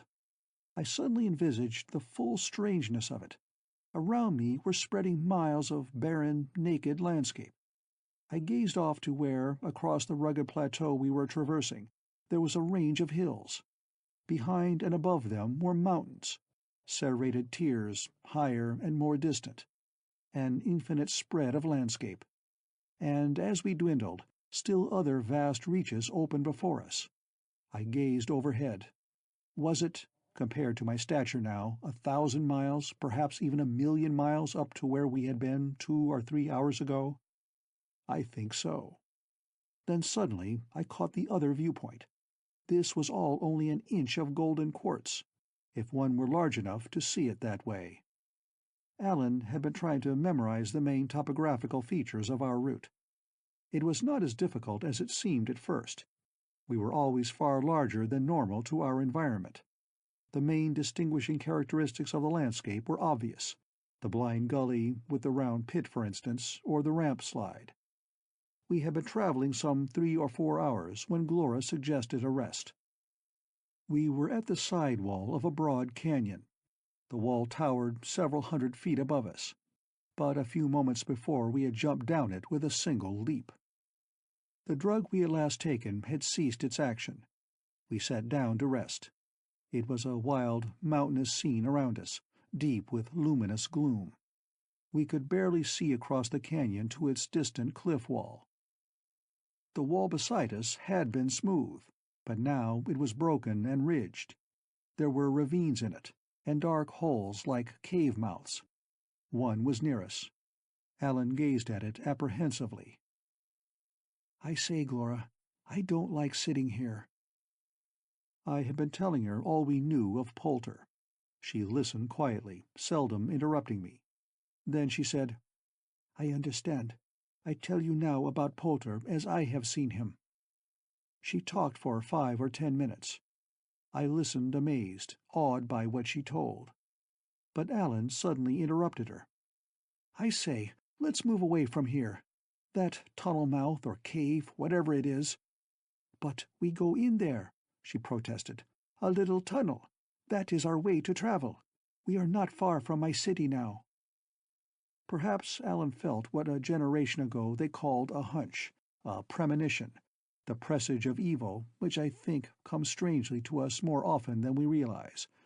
Whatever it was, we had no time to act upon it. The tunnel mouth which had caused Alan's apprehension was about 100 feet away. It was a 10-foot, black yawning hole in the cliff. Perhaps Alan sensed a movement off there. As I turned to gaze, from the opening came a great hairy human arm, then a shoulder, a head. The giant figure of a man came squeezing through the hole on his hands and knees. He gathered himself, and as he stood erect, I saw that he was growing in size.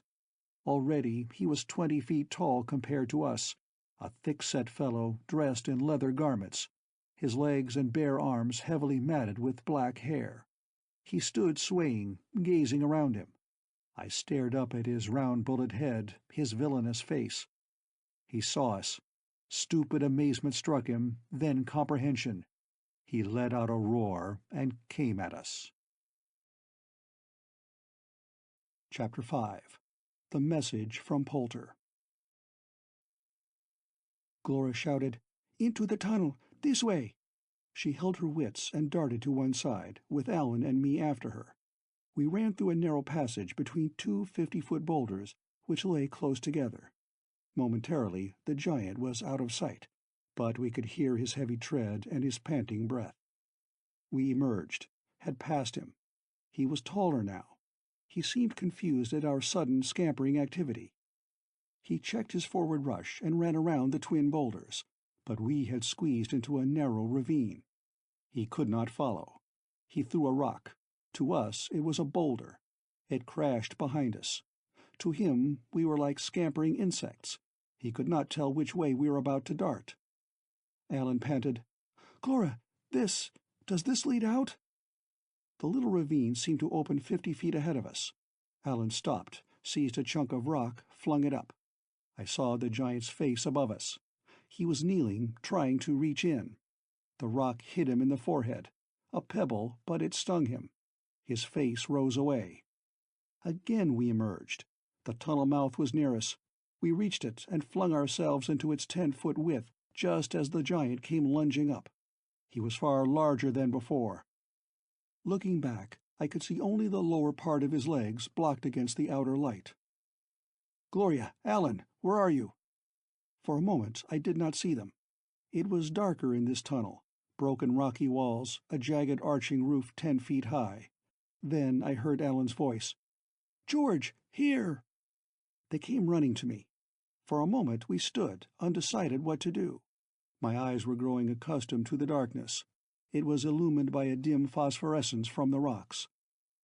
I saw Alan fumbling for his vials, but Glora stopped him. "No, we are the right size." We were 100 feet back from the opening.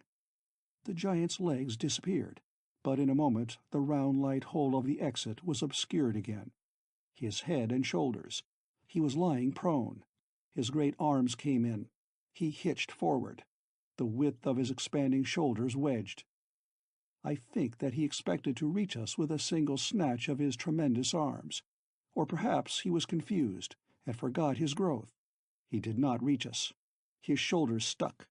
Then suddenly he was trying to back out, but could not. It was only a moment.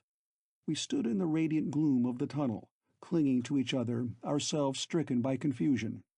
The giant's voice roared, reverberating around us. Anger, a note of fear, finally stark terror.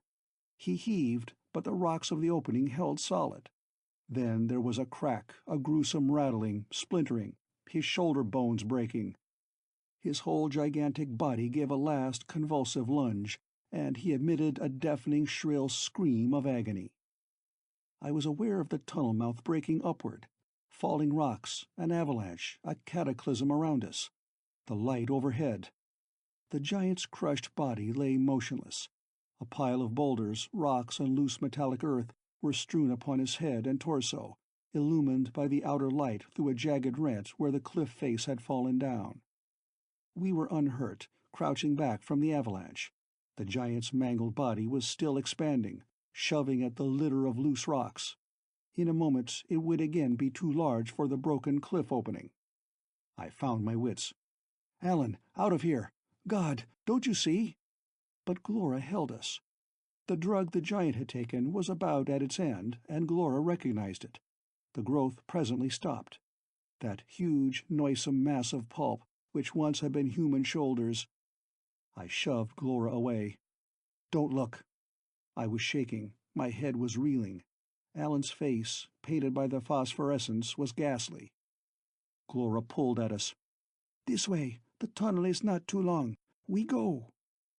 But the giant had drugs, and perhaps weapons.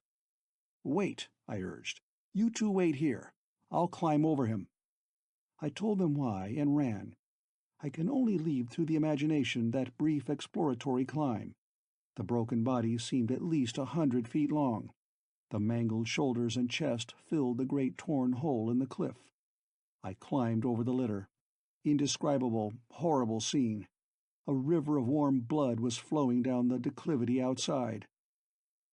I came back to Glora and Alan. Under my arm was a huge cylinder vial. It was black, the enlarging drug. I set it down. They stared at me in my blood-stained garments. "George, you're—" "His blood, not mine, Alan." I tried to smile. "There's the drug he carried.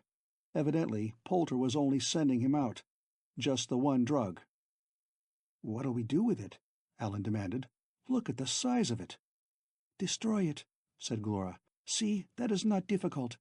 She tugged at the huge stopper and exposed a few of the pellets, to us as large as apples.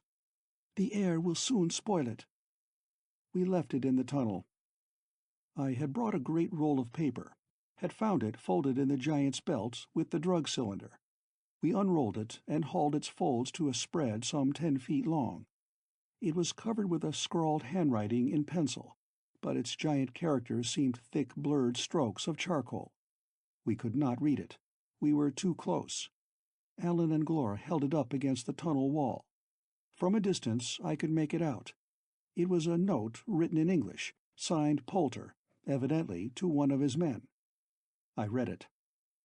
"The 2 men prisoners. Kill them at once. That is better. It will be too dangerous to wait for my return. Put their bodies with their airplane. Crash it a mile or more from our gate." Full directions for our death followed, and Poulter said he would return by dawn or soon after. It gave me a start. By dawn. We had been traveling 4 or 5 hours. The dawn was up there now. "No," said Glora. She and Alan cast away the paper. "No, the time in here is different. A different time rate. I do not know how much difference. My world speeds faster. Yours is very slow. It is not the dawn up there quite yet." Again my mind strove to encompass these things so strange. A faster time rate prevailed in here? Then our lives were passing more quickly. We were living, experiencing things, compressed into a shorter interval. It was not apparent. There was nothing to which comparison could be made. I recalled Alan's description of Poulter. Not 30 years old, as he should have been, but nearer 50. I could understand that now. A day in here, while our gigantic world outside might only have progressed a few hours. We walked the length of the tunnel. I supposed it was a quarter of a mile to us in this size. It wound through the cliff with a steady downward slope, and suddenly I realized that we had turned downward nearly half the diameter of a circle. We had turned over, or at least it seemed so, but the gravity was the same. I had noticed from the beginning very little change. The realization of this turning brought a mental confusion. I lost all sense of direction. The outer world of Earth was under my feet instead of overhead. Then we went level. I forgot the confusion. This was normality here. We turned upward a little. Cross tunnels intersected ours at intervals. I saw caverns, open, widened tunnels, as though this mountain were honeycombed. "Look," said Glora. "There is the way out. All these passages lead the same way." There was a glow of light ahead. I recall that I was at that moment fumbling at my belt in 2 small compartments of which I was carrying the 2 vials of the drugs which Glora had given me. Alan wore the same sort of belt. We had found them in the wrecked dome room. I heard a click on the ground at my feet. I was about to stoop to see what I had kicked, only a loose stone perhaps, but Glora's words distracted me. I did not stoop. If only I had, how different events might have been. The glow of light ahead of us widened as we approached, and presently we stood at the end of the tunnel. A spread of open distance was outside. We were on a ledge of a rocky, precipitous wall, some 50 feet above a wide, level landscape. Vegetation. I saw trees, a forest off to the left. A range of naked hills lay behind it. A mile away, in front and to the right, a little town nestled on the shore of shining water. There was starlight on the water, and over it a vast blue-purple sky was studded with stars. I gazed, with that first sudden shock of emotion, into illimitable depths of interplanetary space. Light-years of distance, gigantic worlds, blazing suns off there shrunken by distance now to little points of light. A universe was here. But this was an inch of golden quartz. Above my head were stars which, compared to my bodily size now, were vast worlds 10,000 light-years away. Yet, from the other viewpoint, I had only descended perhaps an eighth or a quarter of an inch beneath the broken pitted surface of a little fragment of golden quartz the size of a walnut, into just one of its myriads of golden atoms. Chapter 6. The Girl in the Golden Cage. "My world," Glora was saying. "You like it? See the starlight on the lake? I have heard that your world looks like this at night in summer. Ours is always like this. No day, no night, just like this, starlight." Her hand went to Alan's shoulder. "You like it, my world?" Yes, Glora, it's beautiful." There seemed a sheen on everything, a soft, glowing sheen of phosphorescence from the rocks rising to meet the pale, wan starlight. The night air was soft, with a gentle breeze that rippled the distant lake into a great spread of gold and silver light. The city was called Orina. I saw at once that we were about normal size to its houses and people. There were fields beneath our ledge, with farm implements lying in them. No workers, for this was the time for sleep. Ribbons of roads wound over the country, pale streamers in the starlight. Glora gestured. "The giants are on their island. Everyone sleeps now. You see the island off there?" Beyond the city, over the low stone roofs of its flat-topped dwellings, the silver spread of lake showed a green-clad island some 3 miles offshore. The distance made its white stone houses seem small, but as I gazed, I realized that they were large to their environment, all far larger than those of the little town. The island was perhaps a mile in length. Between it and the mainland a boat was coming toward us. It was a dark blob of hull on the shining water, and above it a queerly shaped circular sail was puffed out, like a balloon parachute by the wind. "The giants live there," said Ellen. "You mean Poulter's men?" "And women, yes." "Are there many giants?" "No." "How many?" I put in. "How large are they? In relation to us now, I mean, and to your normal size." I turned to Alan. "Poulter and Babs must be down there now. They must have arrived only recently. But we must determine what size to be before we go any further. We can't be gigantic. If he sees us, if we assailed him, well, he'd kill Babs." "We've got to plan. Glora, tell us." "You ask so many questions so fast, George. There are 200 or more of the giants, and there are more than that many thousands of our people here. Slaves, because the giants are 4 times as large.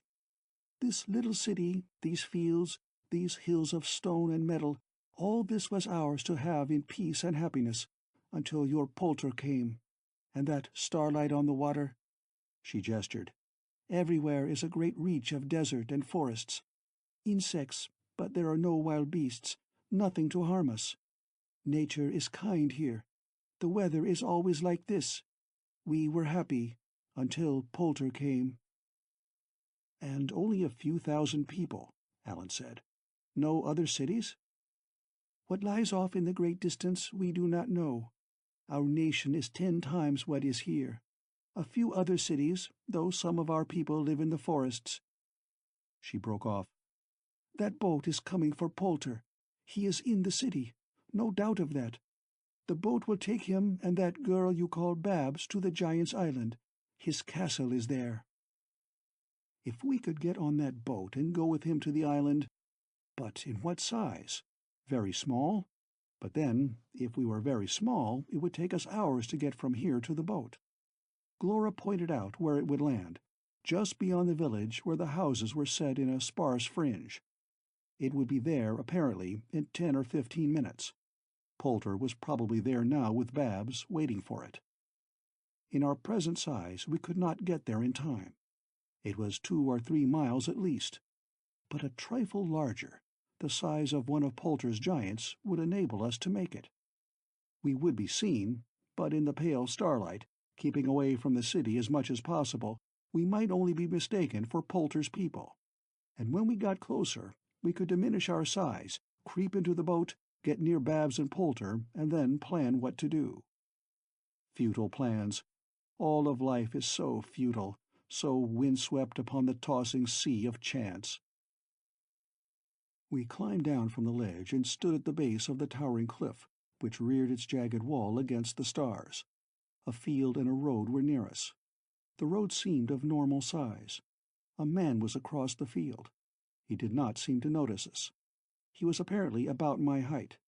He presently discarded his work, went away from us, and vanished. "Hurry, Glora." Alan and I stood beside her while she took pellets from her vials. It needed a careful adjustment. We wanted our stature now to be 4 times what it was. Glora gave us pellets of both drugs, one of which was slightly more intense than the other. "Poulter made them this way," she said. "The 2 at once gives just the growth to take us from this normal size to the stature of the giants." Alan and I did not touch our own vials. We had used none of our enlarging drug upon the journey. The supply she had given us of the other was nearly gone. As I took these pellets, which Glora now gave us, standing there by the side of that road, I recall that I was struck with the realization that never once upon this journey had I conceived myself to be other than normal stature. I am normally about 6 feet tall. I still felt, there in that golden atom, the same height. The landscape seemed of normal size. There were trees nearby, spreading, fantastic-looking growths with great strings of pods hanging from them. But still, as I looked up to see one arching over me with its blue-brown leaves and an air vine carrying vivid yellow blossoms, whatever size of the tree, my consciousness could only conceive myself as of a normal 6-foot stature standing beneath it. The human ego always is supreme. Around each man's consciousness of himself the entire universe revolves. We crouched on the ground when this growth now began, It would not do to be observed changing size. Poulter's giants never did that. Years before, he had made them large, his few hundred men and women. They were, Glora said, people both of this realm and from our great world above. Dissolute, criminal characters who now had set themselves up here as the nucleus of a ruling race. In a moment now we were the size of these giants, 20 to 25 feet tall in relation to this environment. But I did not feel so. As I stood up, still myself in normal stature, I saw around me a shrunken little landscape. The trees, as though in a Japanese garden, were about my own height. The road was a smooth, level path. The little field near us a toy fence around it. In another road across it, the man was walking. In height, he would barely have reached my knees. He saw us rise beside the trees. He darted off his road in alarm and disappeared. I have taken longer to tell all this than the actual time which passed. We could see the boat coming from the island, and it was still a fair distance offshore. We ran along the road, skirting the edge of the little town. Its houses were none of them taller than ourselves. The windows and doorways were ovals into which we could only have inserted a head or an arm. They were most of them dark. Little people occasionally stared out, saw us run past, and ducked back, thankful that we did not stop to harass them. "This way," said Glora. She ran like a fawn, hardly winded, with Alan and me heavily panting behind her. "There are trees, thick trees, quite near where the boat lands. We can get in them and hide and change our size to smallness. But hurry, for we will need so much time when we are small." The little spread of town and the shining lake remained always to our right. In 5 minutes we were past most of the houses. A patch of woods, with thick, interlacing treetops about our own height, lay ahead. It extended a few hundred feet over to the lake shore. The sailboat was heading in close. There was a broad, starlit roadway at the edge of the lake, and a dock there at which the boat was preparing to land. Would we be in time? I suddenly feared not. To get small now, with the distance lengthening between us and the boat, would be disastrous. And where was Poulter? Abruptly we saw him. There had been only little people visible to us, none of our own height. The lake roadway by the dock was brightly starlit. As we approached the intervening patch of woods, it seemed that a crowd of little people were near the dock. Poulter must have been sitting, but now he rose up. We could not mistake his hunched, thick figure, the lump on his shoulders clear in the starlight with the gleaming lake as a background. The crowd of little figures were milling around his knees. In the silence of the night, the murmur of their voices floated over to us. "There he is!" Alan gasped. We all three checked our running. We were at the edge of the patch of woods. "By God, there he is! Let's get larger! Rush him! Why, that's only a few hundred feet over there!" But Babs? Where was Babs? "Alan, down!" I crouched, pulling Alan and Glora with me. "Don't let him see us. He'd know at once. And where is Babs? Can't rush him, Alan. He'd see us coming. Kill her." Of all the strange events which had been flung at us, I think this sudden crisis now most confused Alan and me. To get larger or smaller? Which? Yet something must be done at once. Glora said, "We can get through the woods best in this size, and not be seen, get closer to the landing." We crouched so that the little treetops were always well over us. The patch of woods was dark. A soil of black loam was under us. A thick, soft underbrush reached our knees, and lacy, flexible leaves and branches were at our shoulder height. We pushed them aside, forcing our way softly forward. It was not far. The little murmuring voices of the crowd grew louder. Presently we were crouching at the other edge of the woods. I softly shoved the tree branches aside until we could all three get a clear view of the strange scene now directly before us. And I saw a toy dock, at which a 20-foot, barge-like open sailboat was landing. A narrow, starlit roadway, crowded with a milling throng of people, all no more than 1.5 feet in height. The crowd milled almost to where we were crouching, unseen in the shrubbery. Across the road by the dock, Poulter stood with the crowd down around his knees. In height, he seemed the old familiar Poulter, bareheaded, with his shaggy black hair shot with white. He was dressed in Earth fashion, narrow black evening trousers and a white shirt and collar with flowing black tie. I saw at once what Alan had noticed, the change in him, an abnormality of age. I would have called him now 40 or older. Beyond even that there was an abnormality. A man old before his time, or younger than he should have been for the years he had lived. An indescribable mingling of something. The mingling of the two worlds, perhaps. It marked him with a look at once unnatural and sinister. These were instant impressions. Glora was plucking at me. "On the white chest of his shirt, something is there." Poulter was coatless, with snowy white shirt and cuffs to his thick wrists. He was no more than 50 feet from us. On his shirt bosom, something golden in color was hanging like a large bauble, an ornament, an insignia. It was strapped tightly there with a band about his chest, a cord like a necklace chain up to his thick hunched neck, and other chains down to his belt. I stared at it. An ornament, like a cube, held flat against his shirt front. A little golden cube, ornate with tiny bars. I heard Alan murmuring, "A cage. Why, George, it's—" And then, simultaneously, realization struck me. It was a golden cage strapped there, and I seemed to see that there was something in it. A tiny figure. Babs. "I think he has her there," Glora murmured. "You see the little box with bars? The girl Babs, a prisoner in there." She spoke swiftly, vehemently. "He would take the boat to the island." She suddenly gripped us. "You think really it best to go? I do what you say. I had the wish to get to my father with these drugs."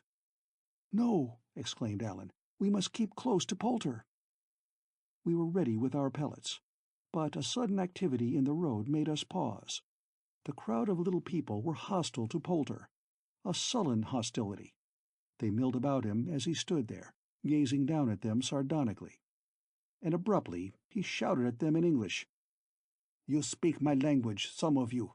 Then listen." The crowd fell silent. "Listen. This is your future queen. Can you see her? She is small now, but she has the magic power. Soon she will be large, like me." The crowd was shouting again. It surged forward, but it lacked a leader, and those in advance shoved backward in fear. Poulter spoke again. "This girl from my world, you will like her. She is kind and very beautiful. When she is large, you will see how beautiful." A little stone suddenly came up from the throng of little people and struck Poulter on the shoulder. Then another. The crowd, emboldened, made a rush, surged against his legs. He shouted, "You do that? How dare you? I show to you what giants do when you make them angry." From down by his knees he plucked the small figure of a man. The crowd scattered with shouts of terror.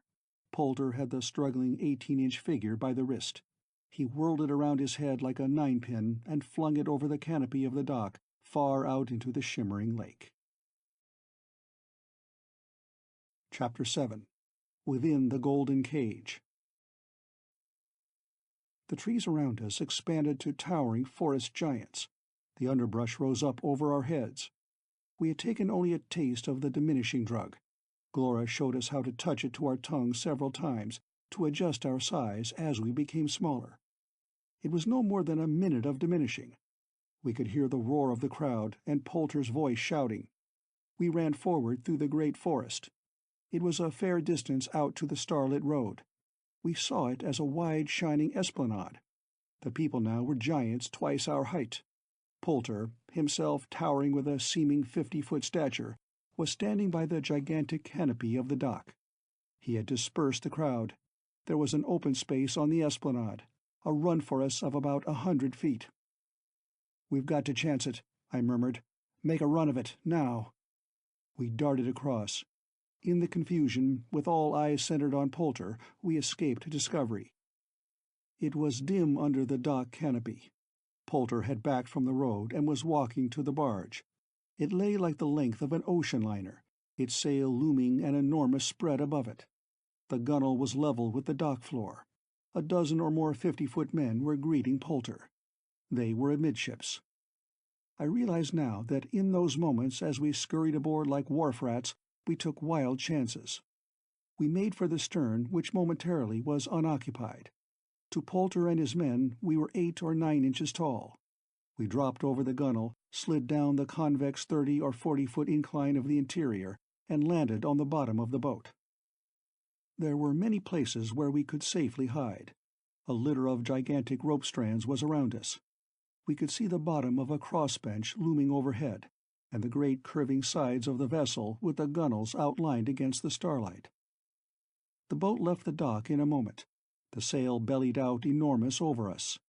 10 feet forward from us, the towering figure of a man sat on a bench with the steering mechanism before him. Further on, the other men were dispersed, with 1 or 2 in the distant bow. Poulter reclined on a cushioned couch amidships. Looking along the dark, widely level bottom of the boat, there were only the feet and legs of the men visible. Alan whispered, "Let's get closer." We were insects soundlessly scuttling unnoticed in the dimness. And it was noisy down here, the clank of the steering mechanism, the swish and surge of the water against the hull, the voices of the men.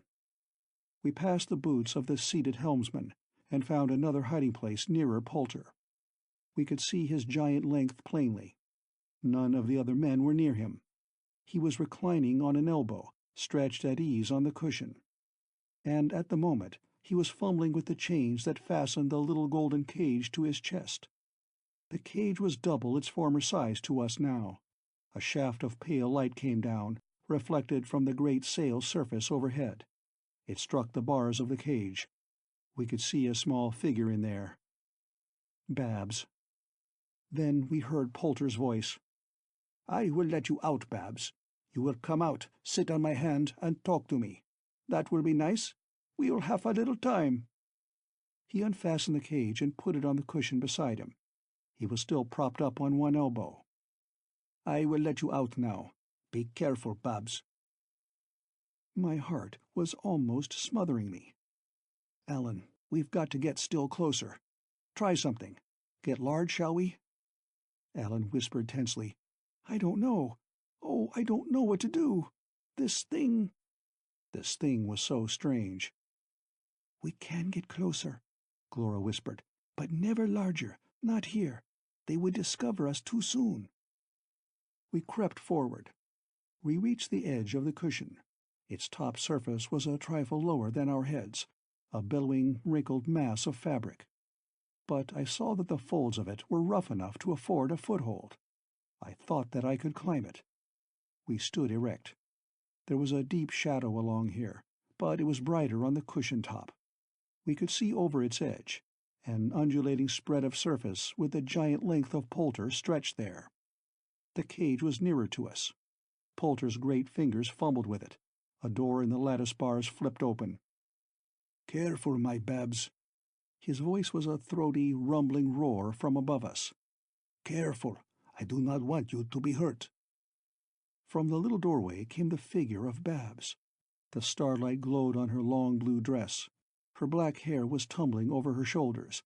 Her face was pale, but she was unhurt. Babs. I think that I had never loved her so much as at that moment, nor ever seen her so beautiful as in that miniature, standing at the door of her golden cage, bravely facing the monstrous, misshapen figure of her captor. We heard her small voice. "What do you want me to do?" "Stand quiet. Now I put my hand for you." His monstrous hand bristled with a thatch of heavy black hair. He brought it carefully sliding along the cushion. Babs was barely the length of one of its finger joints. She climbed upon its palm. "That is right, Babs. Now I bring you. Hold tight to my finger. Here, I crook the little one. Fling your arms around it." With a swoop, his hand took her aloft and away. Then we saw her, 20 feet or so in the air, still on his hand as he held it near his face. "Now we have a little talk, Babs. When we get to the island, I put you back in your cage." I had a sudden flash of realization. Something I could do. I did not plan it. I know now my judgment was bad. I recall it struck me that Alan would want to do it also, and perhaps even Glora. That would not work. My chances, however desperate, were better alone, and Glora and Alan, in our present size, could doubtless disembark safely. Glora knew the layout of the island. She could follow Poulter. Alan and Glora were standing beside me, peering over that billowing cushion spread toward the distant giant palm with Babs standing upon it. I gripped Alan's shoulder. "See here, Alan," I whispered vehemently. "Whatever happens, we must follow Poulter. Glora knows the way. Some chance will come. What we want is an opportunity to get large without discovery. Then rush Poulter." Alan's white face turned to me. "Yes, that's what we're planning. But George, here on this boat—" "Of course. Can't do it here. Tell Glora, be sure and follow Poulter. Whatever happens, you think of nothing else. You won't, will you?" "George, what—" "We've got to make some opportunity." I was trembling inside, fearful that Alan would be suspicious of me. Yet I had to make sure that he and Glora would stay as close to Poulter as possible.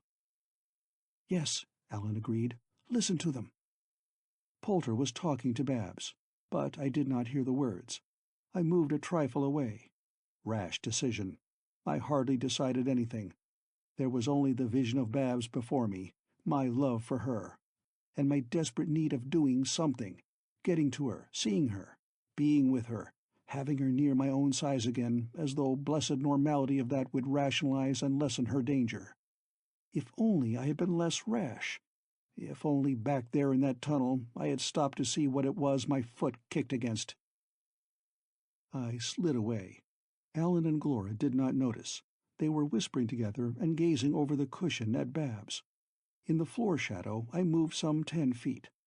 On the undulating top of the cushion the little golden cage stood with its lattice door open. It was only a few feet from my face. I fumbled at my belt for the diminishing vial.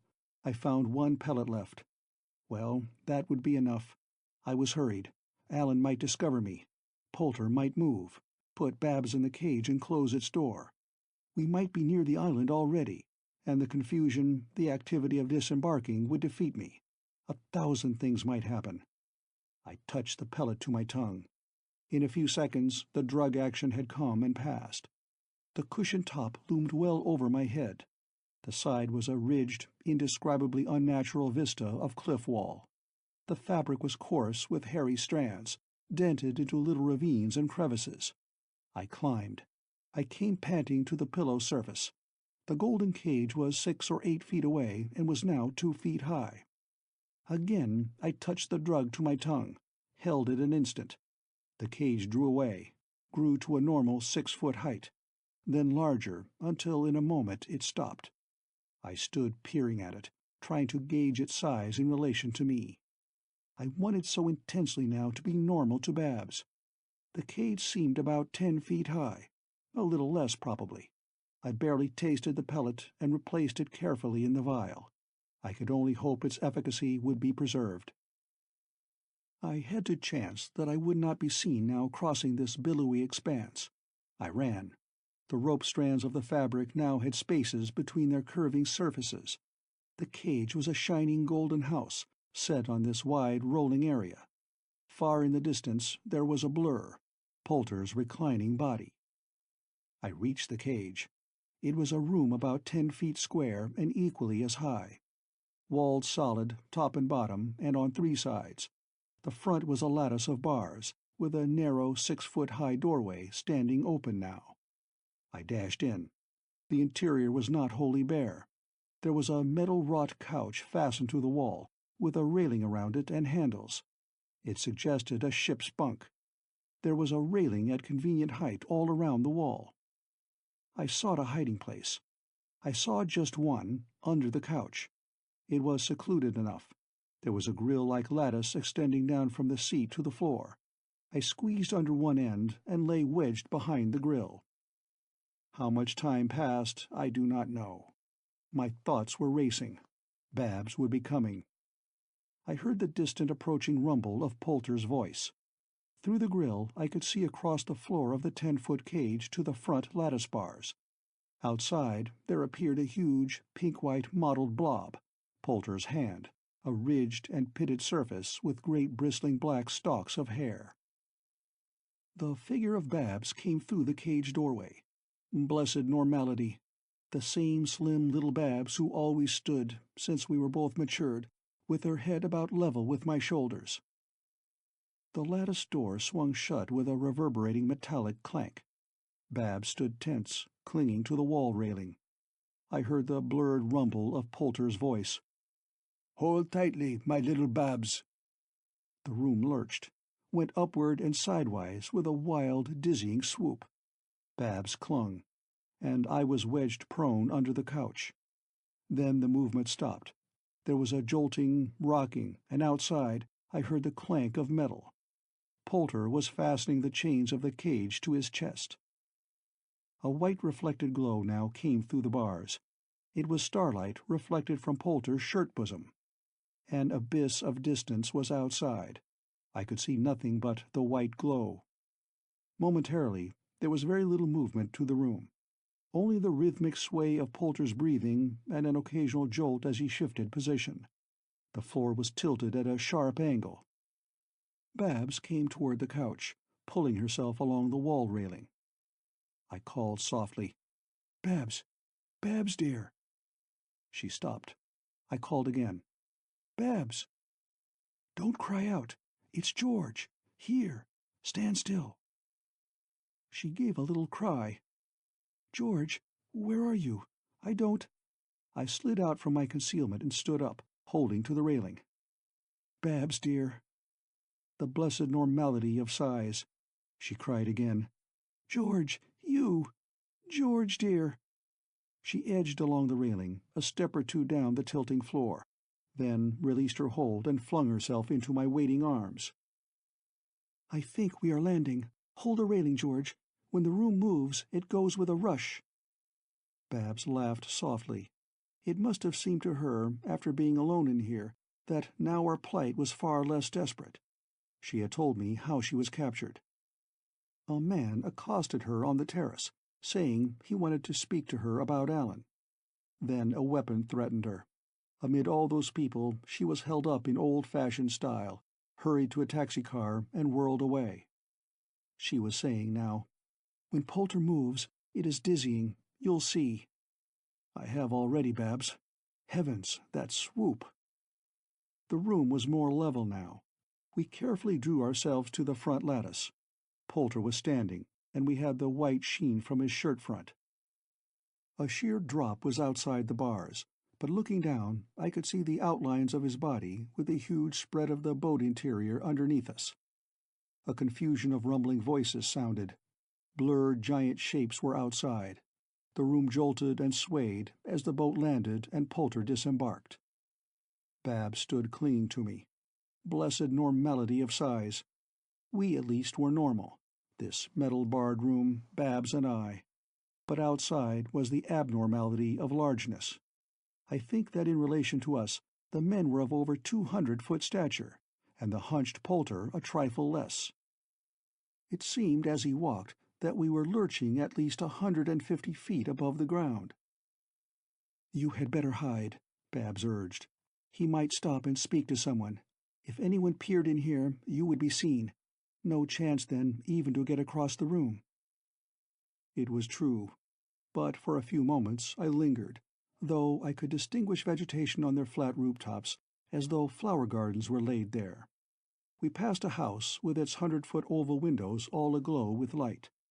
Music floated out, a distant blare of musical sounds, and the ribald laughter of giant voices. I had seen no women among these giants of the islands, but now a huge face was at one of the ovals, a dissolute, painted woman of Earth, staring out at Poulter as he passed. It was like the enormous close-up image on a large motion picture screen. She shouted a ribald jest as he went by. "George, please go back. Suppose she had seen you." We ascended a hill. A distance ahead a great oblong building loomed like a giant's palace, which indeed it was. We headed for it, passed through a vast arching doorway into the greater dimness of an echoing interior. I scurried back across the lurching room and again wedged myself under the couch. Babs stood at the lattice 10 feet away. We dared to talk in low tones. The rumbling voices and footsteps outside would make our tiny voices inaudible to Poulter. I was tense with my plans. I had told them to Babs. With the one partially used remaining pellet of the diminishing drug, we could make ourselves small enough to walk out through the bars. Then my black vial of the enlarging chemicals, as yet unused, would take us up, out to our own world. We could not use the drugs now, but the chance might come when Poulter would set the cage on the ground, or somewhere so that we might climb down from it with a chance to hide and get large before we were discovered. I would fight our way upward. All I needed was a fair start in size. But I lay now with doubts assailing me. This was the first moment I had had for calm thoughts, though in truth they were far from calm. Where were Ellen and Glora? Following us now? I could only hope so. Once out of this, Babs and I would have to rejoin them. But how? A panic swept me. I should not have left them. Or at least, I should have told them what I was trying and given Ellen a chance to plan. The panic grew upon me, the premonition of disaster. From my belt I took the opalescent vial with its one partly used pellet. I dumped the pellet out. It was spoiling. The former exposure of the air, the moisture of my tongue, had ruined it. I had no need to guess at the catastrophe. As I held its crumbling, deliquescing fragments on my palm, it melted into vapor and was gone. We could not make ourselves smaller. We would have to wait now until Poulter opened the cage. But once outside, the enlarging drug would give us our chance to fight our way upward. My trembling fingers sought the black vial at my belt. It was not there. My mind flung back. In that tunnel, something had dropped and I had kicked it. Accursed chance, my accursed, heedless stupidity. I had lost the black vial. We were helpless, caged, marooned here in a size microscopic. Chapter 8. From a Drop of Water. I lay concealed, and Babs stood at the lattice of our cage room. I was aware that Poulter had entered some vast apartment of this giant palace. A brighter light was outside. I heard voices, Poulter's and another man's. I could see the distant monster shape of one. He was at first so far away that all his outline was visible. A seated man in a huge white room. I thought there were great shelves with enormous bottles. The spread of tabletops passed under our cage as Poulter walked by them. They held a litter of apparatus, and there was the smell of chemicals in the air. It seemed that this was a laboratory. The man stood up to greet Poulter. I had a glimpse of his head and shoulders level with us. He wore a white linen coat, open, soft collar, and a black tie. He seemed an old man, queerly old, with snow-white hair. I had an instant of whirling, confused impressions. Something was familiar about his face. It was seamed and wrinkled with lines of age and care. There were gentle blue eyes. Then all I could see was the vast spread of his white shirt and coat, a black splotch of his tie outside our bars as Poulter faced him. Babs gave a low cry. Why, dear God!" And then I knew, and Poulter's words were not needed, though I heard their rumble. "I am back again, Kent. Are you still rebellious? You have still determined to compound no more of our drugs? You would rather I killed you?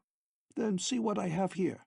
This little cage, someone—" It was Dr. Kent, a prisoner here all these years. Babs turned her white face toward me. "George, it's Father. He's alive. Here." "Quiet, Babs. Don't let them know I'm here, remember?" The old man recognized her. "Babs." It was an agonized cry. The blur of him was gone as he sank down into his chair. Poulter continued standing. I could envisage his sardonic grin. Babs was calling, "Father, dear! Father!" From over us came Poulter's rumble. "She is glad to see you, Kent. I have her here, safe. You always knew I would never be satisfied until I had my little Babs. Well, now I have her. Can you hear me?" A sudden desperate calmness fell on Babs. She called evenly, "Yes, I hear you. Father, do not anger him. Do not rebel. Do what he commands. Dr. Poulter, will you let me be with my father? After all these years, let me be with him, just for a little while. In his size, normal." "Ha! My Babs is scheming." "No, I want to talk to him after so long. These years when I thought he was dead." "Scheming! You think, my little Babs, that he has the drugs? I am not so much a fool. He makes them. He can do that, and the last secret reactions only he can perform. He is stubborn. Never would he tell me that one reaction. But he makes no drugs complete, only when I am here." "No, Dr. Poulter, I want only to be with him." The old man's broken voice floated up to us. "You will not harm her, Poulter?" "No, fear nothing. But you no longer rebel?" "I will do what you tell me." The tones carried hopeless resignation, years of being beaten down, rebelling, but now this last blow vanquished him. Then he spoke again, with a sudden strange fire. "Even for the life of my daughter, I will not make your drugs, Poulter, if you mean to harm our Earth." The golden cage room swooped as Poulter sat down. "Ha! Now we bargain. What do you care what I do to your world? You never will see it again. I can lie to you. My plans—" "I do care." "Well, I will tell you, Kent. I am good-natured now. Why should I not be, with my dear little Babs? I tell you, I am done with the Earth world.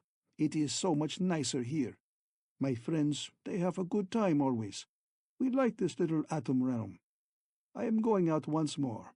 I must hide the little piece of golden quartz so no harm will come to it." Poulter was evidently in a high good humor. His voice fell to an intimate tone of comradeship, but still I could not mistake the irony of it. "You listen to me, Kent. There was a time, years ago, when we were good friends. You liked your young assistant, the hunchback Poulter. Is it not so? Then why should we quarrel now? I am giving up the Earth world. I wanted of it only the little Babs. You look at me so strange. You do not speak." "There is nothing to say," retorted Dr. Kent wearily. "Then you listen. I have much gold above in Quebec. You know that. So very simple to take it out of our atom, grow large with it, to what we call up there the size of 100 feet. I have a place, a room, secluded from prying eyes under a dome roof. I become very tall, holding a piece of gold. It is large when I am 100 feet tall. So I have collected much gold. They think I own a mine. I have a smelter, and my gold quartz I make into ingots, refined to the standard purity. So simple, and I am a rich man. But gold does not bring happiness, my friend Kent." He chuckled ironically at his use of the platitude. "There is more in life than the ownership of gold. You ask my plans. I have Babs now. I am giving up our Earth world. The mysterious man they know as Frank Rascor will vanish. I will hide our little fragment of quartz. No one up there will even try to find it. Then I come down here with Babs, and we'll have so nice a little government and rule this world. No more of the drugs then will be needed, Kent. When you die, let the secret die with you." Again Poulter's voice turned ingratiating, even more so than before. "We will be friends, Kent. Our little Babs will love me. Why should she not? You will tell her, advise her, and we will all three be very happy." Dr. Kent said abruptly, "Then leave her with me now. That was her request a moment ago. If you expect to treat her kindly, then why not?" I do, but not now. I cannot spare her now. I am very busy, but I must take her with me." Babs had been silent, clinging to the bars of our cage. She called, "Why? I ask you to put this cage down." "Not now, little bird." "And let me be with my father." It struck a pang through me. Babs was scheming, but not the way Poulter thought. She wanted the cage put on the floor, herself out, and a chance for me to escape. I had not yet told her of my miserable stupidity in losing the vial. Poulter was repeating, "No, little bird. Presently, not now. I may take you out with me, my last trip out. I want to talk with you in a normal size when I have time." Our room swooped as he stood up. "You think over what I have said, Kent. You get ready now to make the fresh drugs I will need to bring down all my men from the outer world. They will all be glad to come, or if not, well, we can easily kill those who refuse. You make the drugs. I need plenty. Will you?" "Yes, that is good. I come back soon and give you the catalyst for that last reaction. Will you be ready?" "Yes." The blur outside our bar swung with a dizzying whirl as Poulter turned and left the room, locking its door after him with a reverberating clank. Left alone in his laboratory, Dr. Kent began his preparations for making a fresh supply of the drugs. This room, with two smaller ones adjoining, was at once his workshop and his prison. He stood at its shelves, selecting the basic chemicals. He could not complete the final compounds. The catalyst which was necessary to the final reaction would be brought to him by Poulter. How long he worked there with his thoughts in a whirl at seeing Babs, he did not know. His movements were automatic. He had done all this so many times before. His mind was confused, and he was trembling from head to foot, an old, queerly, unnaturally old man now, unnerved. His shaking fingers could hardly hold the test tubes. His thoughts were flying. Babs was here, come down from the world above. It was disaster, the thing he had feared all these years. He suddenly heard a voice. "Father!" And again, "Father!" A tiny voice down by his shoe-tops. Two small figures were there on the floor beside him. They were both panting, winded by running. They were enlarging. They had come from a smaller size. It was Alan and Glora, who had followed Poulter from the boat, diminished again, and came running through the tiny crack under the metal doorway of the laboratory. They grew to a foot in size, down by Dr. Kent's legs. He was too unnerved. He sat in a chair while Alan swiftly told him what had happened. Babs was in the golden cage. Dr. Kent knew that, but none of them knew what had happened to me. "We must make you small, Father. We have the drugs here with us." "Yes, yes, Alan. How much have you? Show me. Oh, my boy, that you are here, and Babs. Don't you worry. We'll get away from him." Glora and Alan had almost reached Dr. Kent's size before their excited fingers could get out the vials. They took some of the diminishing drug to check their growth. Alan handed his father a black vial. "Yes, lad. No, wait, Father. That's the wrong drug. This other." Dr. Kent had opened the vial. His trembling hand spilled some of the pellets, but none of them noticed it. "Father, dear, this one." Alan held an opalescent vial. "This one." Glora said abruptly, "Listen, is that someone coming?" They thought they heard approaching footsteps. A moment passed, but no one came into the room. "Hurry," urged Glora. "It is nothing. We wait too long." "My boy, Alan, dear, after all these years." They were about to take the diminishing drug. From across the room there came a very queer sound, a scuttling, scratching, and the drone of wings. "Father! Good God, look!" Over by the wall a giant fly was running across the floor. It was growing larger. At Dr. Kent's feet the pellets he had dropped were crushed by his footsteps and strewn on the floor. A fly had eaten of the Swedish powder. The enlarging drug was loose. A few drops of water lay mingled with the drug on the floor, and from the water nameless hideous things were rising. Chapter 9. The Doomed Realm. To Alan, the first few moments that followed the escape of the drug were the most horrible of his life. The discovery struck old Dr. Kent, Glora, and Alan into a numb, blank confusion. They stood transfixed, staring with cold terror. The fly was scurrying along the floor close against the wall. Already it was as large as Alan's hand. It ran into the corner, hit the wall in its confused alarm, and turned back. Its wings were droning with an audible hum.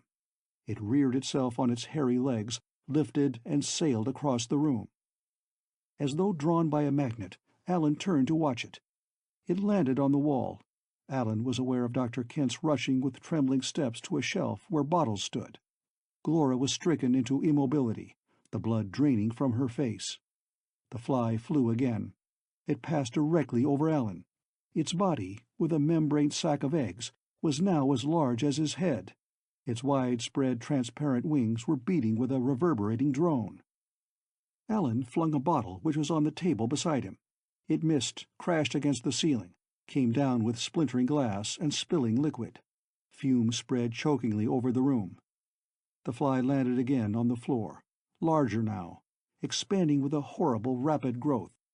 Glora flung something, a little wooden rack with a few empty test tubes in it. The rack struck the monstrous fly, but did not hurt it. The fly stood with hairy legs braced under its bulging body. Its multiple-lensed eyes were staring at the humans.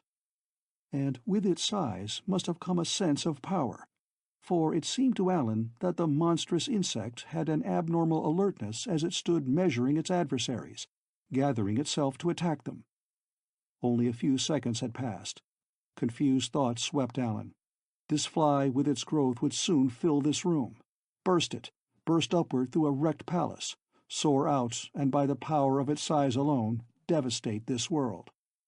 He heard himself shouting, "Father, get back! It's too large! I've got to kill it!" Launch himself upon it? Wrestle with it in a hand-to-hand combat? Alan edged around the center table. He was bathed in cold sweat. This thing was so horrible. It was too large. Half the length of his own body now. In a moment it might be twice that. He was aware of Glora pulling at him, and his father rushing past him with a bottle of liquid and shouting, "Helen, run! You and this girl, get out of here! The other room!" Then Alan saw the things upon the floor. His foot crushed one with a slippery squash. Nameless, hideous, noisome things grown monstrous, risen from their lurking invisibility in the drops of water. Sodden, gray-black and green-slimed monsters of the deep, palpitating masses of pulp. One lay rocking, already as large as a football, with streamers of ooze hanging upon it, and a black ink fluid squirting. Others were rods of red jelly pulp, already as large as lead pencils, quivering, twitching. Germs of disease, these ghastly things enlarging from the invisibility of a drop of water. The fly landed with a thud on the center table. The fumes of the shattered bottle of chemicals were choking Alan. He flung himself toward the monster fly, but Glora held him. "No, escape! The other room!" Dr. Kent was stamping the things upon the floor, pouring acids upon them. Some eluded him. The air in the room was unbreathable. They reached the bedroom. The laboratory was a hideous chaos. They were aware of its outer door opening, disclosing the figure of Poulter, who, undoubtedly, had been attracted by the noise. He shouted a startled oath. Alan heard it above the beating wings of the monster fly. Things lurched at the open door. Poulter banged it upon them and rushed away, shouting the alarm through the palace. Dr. Kent was stammering, "Not the enlarging drug. Glora, child, the other. Hurry!" Alan helped Glora with the opalescent vial. Things were lurching toward this room from the laboratory. Alan, with averted face, choked by the incoming fumes, slammed the door upon the gruesome turmoil. They took the diminishing drug. The bedroom expanded. The hideous sounds from the laboratory and the whole palace now ringing with a wild alarm, then faded into blessed remoteness of distance above them. "I think it is this way, Alan. Off there. A doorway from my bedroom. Poulter always kept it locked, but it leads into a corridor. We must get out of here. A crack under the door. Is that it, off there?" Dr. Kent pointed into the gloomy blur of distance. "We are horribly small. It's so far to run, and I've lost my sense of direction." The drug had ceased its action. The wooden floor of the room had expanded to a spread of cellular surface, ridged with broken, tube-like tunnels, pits and jagged cave mouths. A knothole yawned like a crater 100 feet away. "We are too small," Glora protested hurriedly. The door is where you say, Dr. Kent, but miles away." With the other drug, the room contracted. The floor surface shrank and smoothed a little. The door was distinguishable, a square panel several hundred feet in width and towering into the upper haze. The black line of the crack was visible along its bottom. They ran to it. The top of the crack was 10 feet above their heads. They ran under, across the wide intervening darkness toward a glow of light. Then they came from under the door into a corridor, and shrank against a cliff wall, as with a rush of wind and pounding tread, the blurred shapes of a man's huge feet and legs rushed past. The upper air was filled with rumbling shouts. "We must chance it," exclaimed Dr. Kent. "Too dangerous. So small. Larger, and if they see us, fight our way out." In the turmoil of the doomed palace, no one noticed them. They cast aside all restraint. It was too dangerous to wait. The excessive dose they took of the drug made the corridor shrink with dizzying speed. They rushed along its length. Alan hurled a little man aside who was in their path. Already they were larger than the Poulter people. They squeezed out of a shrinking doorway.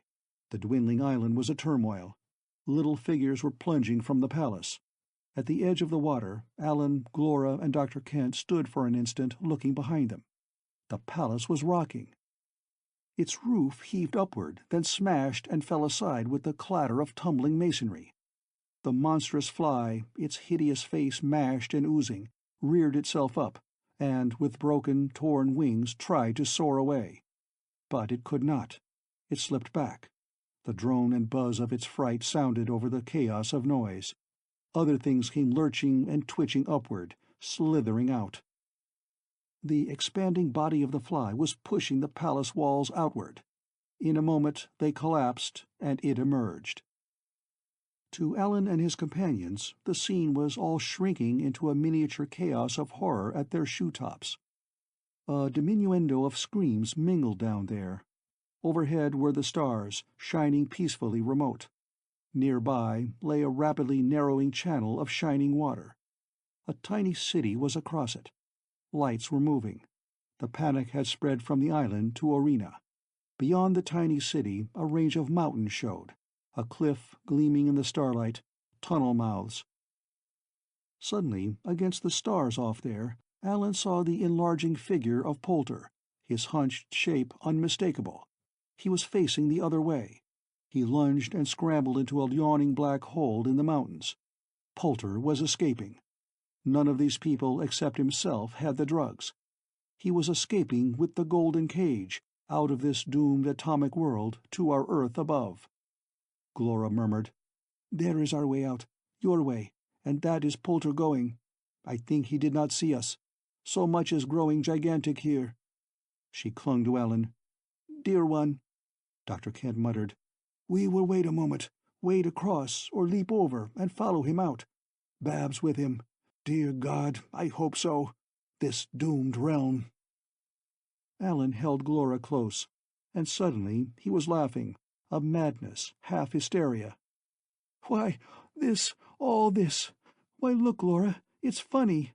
This little world all excited, an ant-hill outraged. Look, there's our giant sailboat." Down near their feet the inch-long sailboat stood at its dock. Tiny human figures were rushing for it. Others, floundering in the water, were trying to climb upon it. Dr. Kent had stepped from the shore a foot or two, and tiny, lashing white rollers rocked the boat, almost engulfing it. Alan's laugh rang out. "God, it's funny, isn't it? All those little creatures, so excited." "Steady, lad." Dr. Kent touched him. "Don't let yourself laugh. A moment now, then we'll wade across. Poulter won't have much start on us. We mustn't get too close to him in size, but try and attack him unawares. We've got to get Babs away from him." The narrowing passage rose hardly to their knees. They stepped ashore well to one side of the toy city. Their growth had almost stopped. But suddenly Alan realized that Glora was diminishing. She had taken the other drug. "Glora! I must go back, Alan. This is my world, doomed perhaps, but I cannot forsake it now. I must give the enlarging drug to my father, and others who can rise and fight these monsters. Glora, Dr. Kent said hurriedly. She's right, Ellen. There is a chance they can save their city. For her to leave them would be dastardly. She cried, You go on up, Ellen. You have enough of the drugs. Leave me, dear one. I am going back. No, he protested. You must not. Or if you do, I'll come with you. She clung to him. He felt her body diminishing within his encircling arms. His love for her swept him. This girl who had cajoled Poulter or tricked him, stolen several of the little vials from him heaven knows how, and followed him up to the other world. This girl, whom Alan now knew he loved, was leaving him. Forever.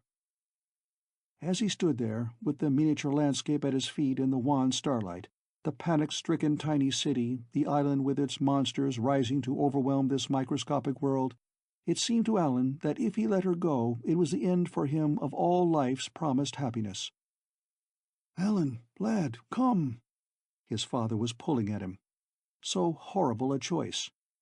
Alan thought that I was back on that island, but Babs, a prisoner in the golden cage, was with Poulter, plunging upward in size, and his father was beside him, pleading. "Alan, come! I can't get out alone, nor save Babs. And the maddened Poulter, with the power of this drug, can conquer and enslave our Earth as he has enslaved Orina. Just one little city of one tiny golden atom. Believe me, lad, your duties lie above." Glora's head was now down at Alan's waist. He stooped and kissed her white forehead. His fingers, just for an instant, smoothed her glossy hair. "Goodbye, Glora. Dear one, goodbye." She plunged away, and her tread as she dwindled mashed the forest behind the city. Alan and his father ran for the cliff. They were too large to squeeze into the little hole, but in a moment they made themselves smaller. They climbed as they dwindled, checked the drug action, and rushed into the tunnel mouth. Alan stopped just for an instant to gaze out over the starlit scene. It was almost the same viewpoint from which he had had his first sight of Glora's world only an hour or two before. The distant island beyond the city showed plainly with the shining water around it. The vegetation there was growing, and there were dark, horribly formless blobs lurching outward and rising with monstrous bulk against the background of the stars. "Alan, come, lad!" With a prayer for Glora trembling on his lips, Alan plunged into the dim phosphorescent gloom of the tunnel. Chapter 10. The Escape. To Babs and me, the ride in the golden cage strapped to Poulter's chest as he made his escape outward into largeness was an experience awesome and frightening almost beyond conception. We heard the alarm in the palace on the island. Poulter rushed to Dr. Kent's laboratory door, looked in, and in a moment banged it shut. Babs and I saw very little. We knew only that something horrible had happened. We could see only a blur with formless things in the void beneath our bars, and there were the choking fumes of chemicals surging at us. Poulter rushed through the castle corridor. We heard rumbling, distant shouts. "The drug is loose! The drug is loose! Monsters! Death for everyone!" The room swayed with horrible dizzying lurches as Poulter ran. We clung to the lattice bars, our legs and arms entwined. There were moments when Poulter leapt or suddenly stooped, and our reeling senses all but faded. "Babs, Babs, darling, don't let go! Don't lose consciousness!" If she should be limp, here in this lurching room, her body to be flung back and forth across its confines, that would be death in a moment. I feared I could not hold her. I managed to get an arm about her waist. "Babs!" "I'm all right, George. I can stand it. He is enlarging." "Yes." I saw water far beneath us, lashed into a turmoil of foam with Poulter's wading steps. There was a brief swaying vista of a toy city. Starlight overhead. A lurching, swaying miniature of landscape as Poulter ran for the towering cliffs. Then he climbed and scrambled into the tunnel mouth. Had he turned at that instant, Doubtless he would have seen the rising distant figures of Glora, Allen, and Dr. Kent. But he did not see them evidently, nor did we. Poulter spoke only very occasionally to Babs. "Hold tightly." It was a rumbling voice from above us. He made no move to touch the cage, except that a few times the great blur of his hand came up to adjust its angle. The lurching and jolting was less violent in the tunnel. Poulter's frenzy to escape was subsiding into calmness. He traversed the tunnel with a methodical, swinging stride. We were aware of him climbing over the noisome litter of the dead giant's body which blocked the tunnel's further end. We heard his astonished exclamations, but evidently he did not suspect what had happened, thinking only that the stupid messenger had miscalculated his growth and been crushed. We emerged into a less dim area. Poulter did not stop at the fallen giant. Nothing mattered now to him, quite evidently, save his own rapid exit with Babs from this atomic realm. His movements seemed calm, yet hurried. We realized now how different was an outward journey from the trip coming in. This was all only an inch of golden quartz. The stages upward were frequently only a matter of growth in size. The distances in this vast desert realm of golden rock always were shrinking. Poulter many times stood almost motionless until the closing, dwindling walls made him scramble upward into the greater space above. It may have been an hour or less. Babs and I, from our smaller viewpoint, with the landscape so frequently blurred by distance and Poulter's movements, seldom recognized where we were. But I realized that going out was far easier in every way than coming in. Easier to determine the route, since usually the diminishing caverns and gullies made the upward step obvious. We knew when Poulter scrambled up the incline ramp. It seemed impossible for us to plan anything. Would Poulter make the entire trip without a stop? It seemed so. We had no drugs. Our cage was barred beyond possibility of our getting out. But even if we had had the drugs, or had our door been open, there was no escape. An abyss of distance was always yawning beyond our lattice, the sheer precipice of Poulter's body from his chest to the ground. "Babs, we must make him stop. If he sits down to rest, you might get him to take you out. I must reach his drugs." "Yes, I'll try it, George." Poulter was momentarily standing motionless as though gazing around him, judging what to do next. His size seemed stationary. Beyond our bars we could see the distant circular walls as though this were some giant crater pit in which Poulter was standing. Then I thought I recognized it, the round, nearly vertical pit into which Allen had plunged his hand and arm. Above us, then, was a gully, blind at one end, and above that the outer surface, the summit of the fragment of golden quartz. "Babs, I know where we are. If he takes you out, keep his attention. I'll try and get one of his black vials. Make him hold you near the ground. If I see you there, in position where you can jump, I'll startle him." "Oh, Babs, dear, it's desperately dangerous, but I can't think of anything else. Jump, get away from here. I'll keep his attention on me. Then I'll join you if I can, with the drug." Poulter was moving. We had no time to say more. Yes, I'll try it, George." For just an instant she clung to me with her soft arms about my neck. Our love was sweeping us in this desperate moment, and it seemed that above us was a remote Earth world holding the promise of all our dreams. Or were we star-crossed, doomed like the realm of the atom? Was this swift embrace now marking the end of everything for us? Babs called, "Dr. Poulter?" We could feel his movement stopping. "Yes? You are all right, Babs?" She laughed, a ripple of silvery laughter, but there was tragic fear in her eyes as she held her gaze on me. "Yes, Dr. Poulter, but breathless. Almost dead, but not quite. What happened? I want to come out and talk to you." "Not now, little bird." "But I want to." To me it was a miracle that she could call so lightly and hold that note of lugubrious laughter in her voice. "I am hungry. Don't you think of that? And frightened. Take me out." He was sitting down. "You remind me that I am tired, Babs, and hungry also. I have a little food. You shall come out for just a short time." "Thank you. Take me carefully." Our tilted cage was near the ground as he seated himself, but still it was too far for me to jump. I murmured, "Babs." "Wait, George, I'll fix that. You hide. If he looks in, he'll see you where you are now." I scrambled back to my hiding place. Poulter's huge fingers were fumbling at our bars. The little door sprang open. "Come, Babs." He held the cupped bowl of his palm to the doorway. "Come out." "No," she called. "It's too far down." "Come, that is foolish." "No, I'm afraid. Put the cage on the ground." "Babs." His finger and thumb came reaching in to seize her, but she avoided them. "Dr. Poulter, don't! You'll crush me." "Then come out on my hand." He seemed annoyed. I had scrambled back to the doorway. I knew he could not see me so long as the cage remained strapped to his shirt front. I whispered, "I can make it, Babs." Poulter was apparently on one elbow, half turned on his side.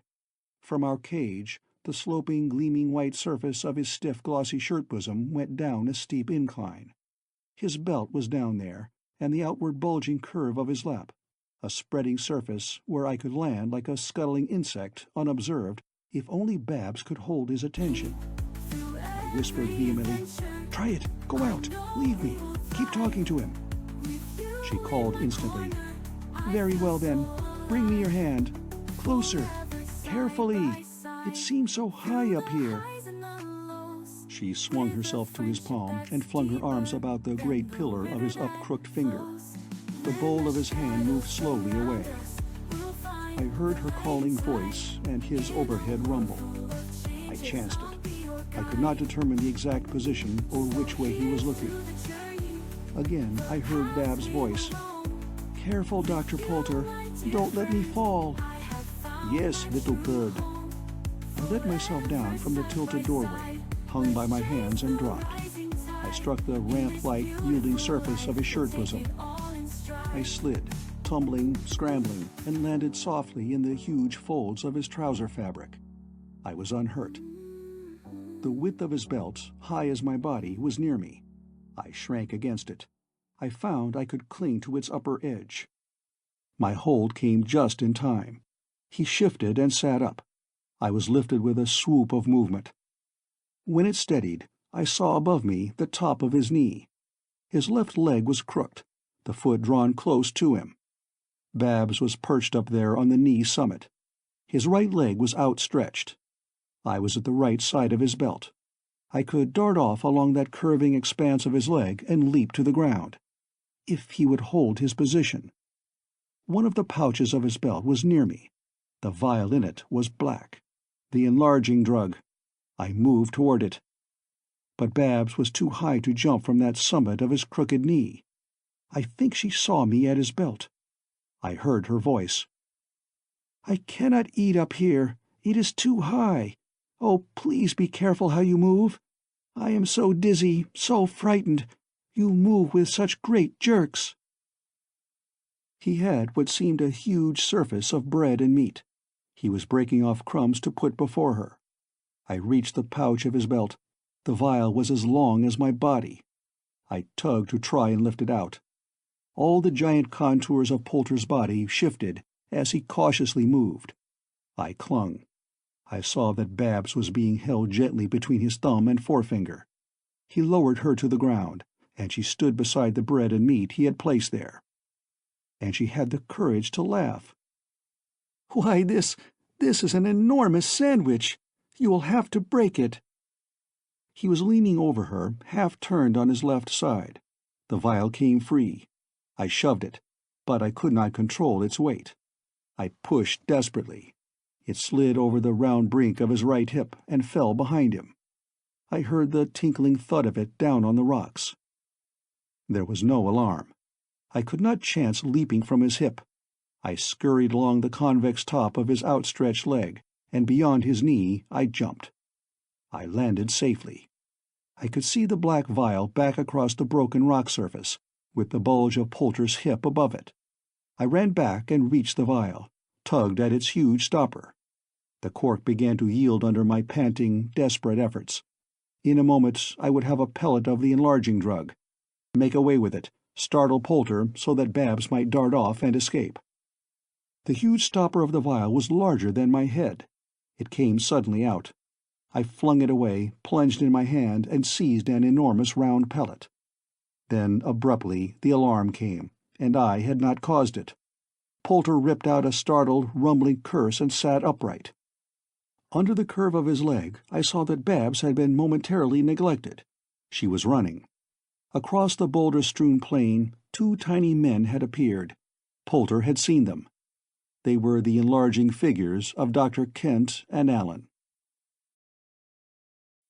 Chapter 11.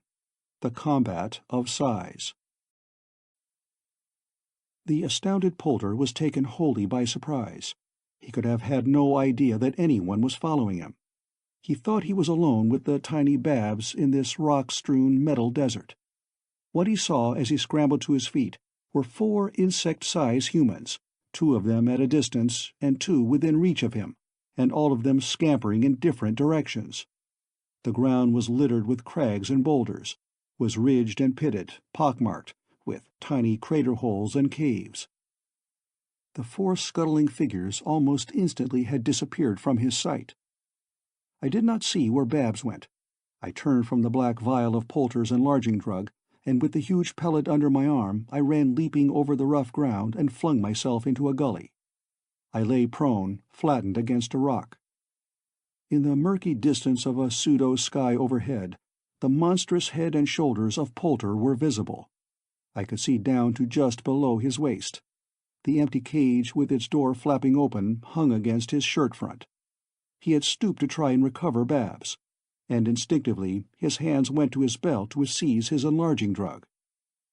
They were fumbling there now. He hauled out an opalescent vial of the diminishing element, but his black vial was gone. His frown spread into fear as he searched for it in the other compartments of his belt. I had thought that he had more than 1 black vial, but now it seemed not. His huge face was swept with the panic of terror. He flung a wild glance around him. Through the open end of my gully I saw in the distance, miles away, the enlarging figure of Allen rising up. Then it ducked back of a distant rocky peak. Poulter undoubtedly saw it. He was fumbling with his opalescent vial, and with confused panic upon him he made the mistake of taking the diminishing drug, and instantly seemed to regret it. His curse rumbled above me. His glance went down to the rocks at his feet, and there he saw lying his black vial with its stopper out. His body already was beginning to dwindle. He stooped, seized the vial, and took the enlarging drug. The shock of it made him stagger. Momentarily he disappeared from my line of vision, but I could hear his panting breath and the unsteady pound of his footsteps. I still held the huge round ball of the drug. I seized a loose stone and frantically knocked off a chunk. Heaven knows how much, I do not. I shoved it into my mouth, chewed and hastily swallowed it. And with the lurching, swaying, shrinking gully closing in upon me, I ran to get out of its distant open end. I was heading toward where Allen and his father were lurking. I came from the gully into the open, just as the walls closed behind me. The whole scene was a dizzying blurred sway of contracting movement. I saw that I was in a circular valley now some 5 miles in diameter, with its jagged enclosing walls rising sheerly perpendicular out of sight in the haze overhead. Poulter had staggered backward. I saw him a mile or so away. His back at that instant was turned to me. He was now no more than 3 or 4 times my own height. He scrambled against the valley cliff wall as though trying to find a foothold to climb up it. He went a little way, but fell back. Near me, Allen and old Dr. Kent suddenly appeared. I was larger. They flung themselves at my knees. Allen gasped, "You, George, you got Babs?" "Yes, Babs is around here somewhere. Stay down here. Don't lose her in size. Stay small. Search and—" "But, George—" "I'll tackle Poulter. I've taken— God, I don't know how much I've taken of the drug." They were shrinking down by my boot-tops. Allen shouted suddenly, "There's Babs! Thank God, there's Babs!" She was too small. I could not see her, nor even hear her, though she must have been calling to them. Alan again screamed up at me with his little voice. "She's here, George! You, go on and get Poulter! I can't overtake you! You haven't enough of the drug!" His tiny voice was fading away. "Go on and get him, George! This time, get him!" I swung with a staggering step around to face the open valley. It was shrunken now to barely half a mile of width. Its smooth walls rose some 2,000 or 3,000 feet to an upper circular horizon with murky distance overhead. Poulter stood across from me. He had tried to climb out, but could not. He saw me and came lurching. We were a quarter of a mile from each other. I ran forward through a shifting scene of shrinking rock walls and crawling, contracting ground. Quarter of a mile? It seemed hardly more than a score of running strides before Poulter loomed close ahead of me. He was still nearly twice my size. I stooped, seized a loose boulder, and flung it. I missed his face, but as his hand went up carrying a bared knife blade, by fortunate chance the stone struck his wrist. The knife dropped to the rocks. He stooped to recover it, but I was upon him. As I felt his huge arms go around me, half lifting me, my foot struck the knife. But in an instant it was swept down into the smallness beneath us as we expanded above it. Both of us were unarmed in this combat of size. I was a half-grown youth in Poulter's first grip upon me. I heard his panting words, grimly triumphant. "This, George Randolph, I have been waiting for so many, many years. The hunchback takes his revenge now." He lifted me. His great arms were horribly powerful, but I could feel them dwindling. I was enlarging faster. Just a few moments, if I could last a few moments. My feet were off the ground, my chest close pressed against the little golden cage between us. He had a hand shoving back my head. His fingers sought my throat. I wound my legs around him, and then he tried to throw me down and fall upon me. But we had twisted, and my back was to the cliff. The rocks were shoving at us, insistently pushing with almost a living movement. Poulter staggered with me. His grip on my throat tightened, shutting off my breath. My senses whirled. His grim, sardonic face over me was blurred to my sight. I tore futilely at my throat to break his choking grip. All the world was a roaring chaos to my fading senses. Then, in the blur, I saw horror sweep his expression.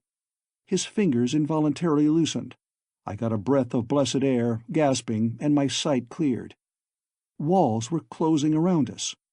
We were in a pit barely 10 feet wide, with the top a few feet above Poulter's head. The nearer wall shoved us again. Our bodies almost filled the shrinking pit. Poulter lurched and cast me off. I half fell, striking my shoulder against the opposite wall, and I saw Poulter leap at the dwindling brink and scramble out. I was nearly wedged. As I rose, the top of the pit only reached my waist. Poulter had fallen on the upper ground and was on hands and knees. Instead of standing up, he lurched at me, tried to shove me back. But I was out. I clutched at him. We were almost of a size now.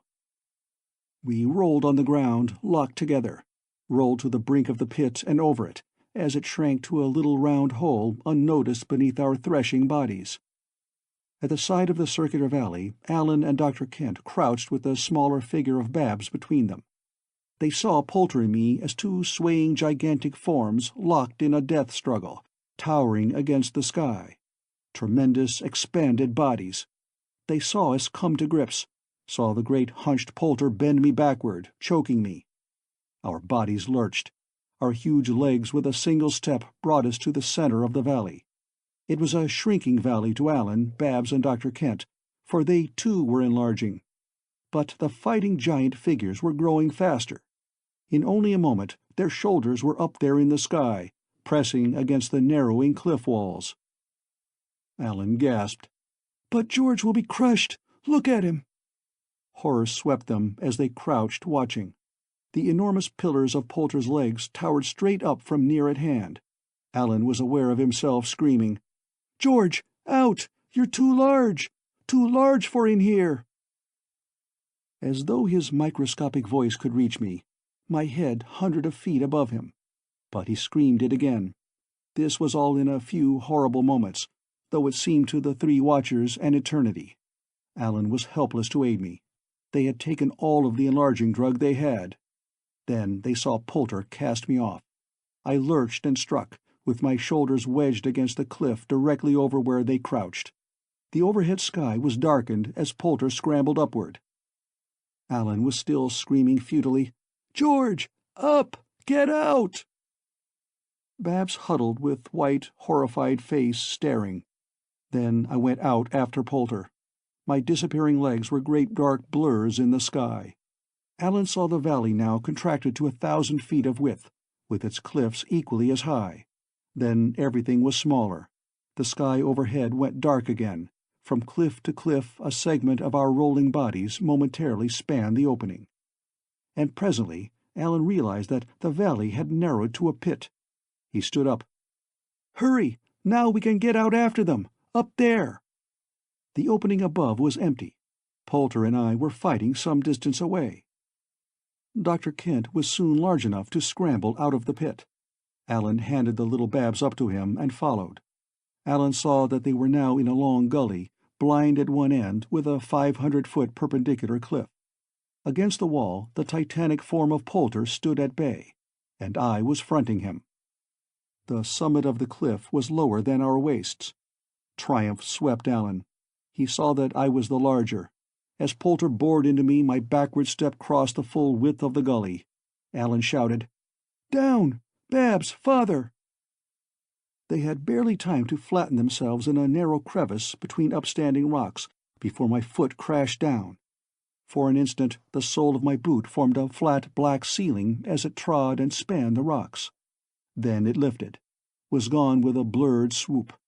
They saw the white blur of my hand come down and snatch a tremendous boulder, raising it with a great sweep of movement into the sky. They saw me crash it against Poulter, but it only struck his shoulder. He roared with anger. The whole sky was roaring and rumbling with our shouts and our panting breathing, and the ground was clattering, pounding with our giant tread. Huge loose boulders were tumbling in an avalanche everywhere. Again it seemed to Alan that our lurching, heedlessly surging bodies must be crushed within these contracting walls. Only our locked, intertwined legs were visible. Our bodies were lost in the sky. Then it seemed to Alan that I had heaved Poulter upward, and followed him. We disappeared. There was a distant overhead rumble, and the murky sky, with vague patches of far-distant illumination in it, became empty of movement. The walls presently were again closing upon Alan and his companions. They ran out of the open end of the shrinking little gully and came to a new upward vista. I found myself a full head and shoulders taller than Poulter, and he was tiring, panting heavily. His face was cut and bleeding from the blows of my fists. The rock I heaved struck his shoulder. He roared, head down, and bored into me. He was heavier than I. His weight flung me back. My foot slid on the loose stones of the gully floor. I did not know that Babs, Alan, and their father were huddled under those stones. My back struck the opposite wall. Poulter's upflung knee caught me in the stomach, all but knocking the breath from me. He was desperate, oblivious to the closing walls. And as he flung his arms with a grip about my neck, hanging, trying to bear me down, I saw in his blazing dark eyes what seemed the light of suicide. I think that then, with a sudden frenzied madness, he realized that he was beaten, and he tried to pull us to the ground and let the walls crush us. I summoned all my remaining strength and heaved us forward. I broke his hold. His body was jammed back against a lowering wall. Its top seemed almost at our knees. I shoved frantically. He fell backward, and I jumped after him. We were on a great rocky plateau, but it was shrinking, crawling into itself. Spots of light were in the murk overhead. There seemed a distant circular horizon of emptiness around us. Poulter was lying in a heap, but it was trickery, for as I incautiously bent over him, his hand crashed a rock against my head. I reeled, with all the world turning black, but did not fall. There was a horrible instant when my senses were going, but I fought to hold them. Blood from a wound on my forehead was streaming in my eyes. I was staggering. Then I realized I was grimly tossing my head, shaking the blood away, and little by little my sight came back. Poulter was on his feet, rushing me. His fist came with an upward swing at my chin, but I ducked my head aside at the last moment. And suddenly, fighting up there in the open, my mind envisaged how gigantic we were. This was a great upland plateau, rounded with miles of distance and a shadowy, dimly radiant abyss beyond its circular horizon. And I was 1,000 feet or more tall, a titan looming here in the sky. My fist, quite unexpectedly, caught Poulter's jaw. His simultaneous swing went wild, though I leapt backward from it. He staggered, and his arms dropped to his sides. I was crouched forward, guarded, watching him while I gasped for breath. There was the briefest of instants when an expression of vague surprise swept his face, but I had not knocked him out. It was death overtaking him. His heart was yielding, overtaxed from this strain, and I think there at the last he realized it. The blood drained suddenly from his face and lips, leaving them livid. I saw fear, then a wild horror in his eyes. He stood swaying. Then his knees gave way and he toppled. He fell from his height in the air where I stood gazing at him, fell forward on his face, his titanic length spread all across the top of this rocky landscape. For a moment I did not move. My head was reeling, my ears roaring. Blood streamed into my eyes. I wiped it away with a torn sleeve and stood panting, gazing at the glowing distance around me. I was a titan standing there. The body of Poulter was shrinking at my feet. The circular abyss of emptiness came nearer as this rocky eminence contracted. Suddenly my attention went to the sky overhead. Vague distant lights were there. Then a broad flat blur seemed spread over me. Light everywhere was growing. Beyond the nearby brink of the abyss was a white reflected radiance from beneath. Abruptly I realized there was a level, flat white plain running far off there in the distance. Overhead a radiance contracted into a spot of light. A shape in the sky moved. I heard a far-away rumble, a human voice. The body of Poulter lay at my feet. It was hardly the length of my forearm as I stood, a titan. And then, with a shock of realization, I saw how tiny I was. This was the broken top of that fragment of golden quartz the size of a walnut. I was standing there, under the lens of the giant microscope in Poulter's dome room laboratory, with half a dozen astounded Quebec police officials peering down at me. Chapter 12. Mysterious Little Golden Rock. I need not detail the aftermath of our emergence from the atom. Dr. Kent and Babs followed me out within a few moments, but Alan was not with them. He had seen Poulter fall. His father and Babs were safe. The sacrifice he had made in leaving Laura was no longer needed. Down there on the rocky plateau, Dr. Kent suddenly realized that Alan was dwindling. "Father, I must. Don't you understand? Glora's world is menaced. I can't leave her like this.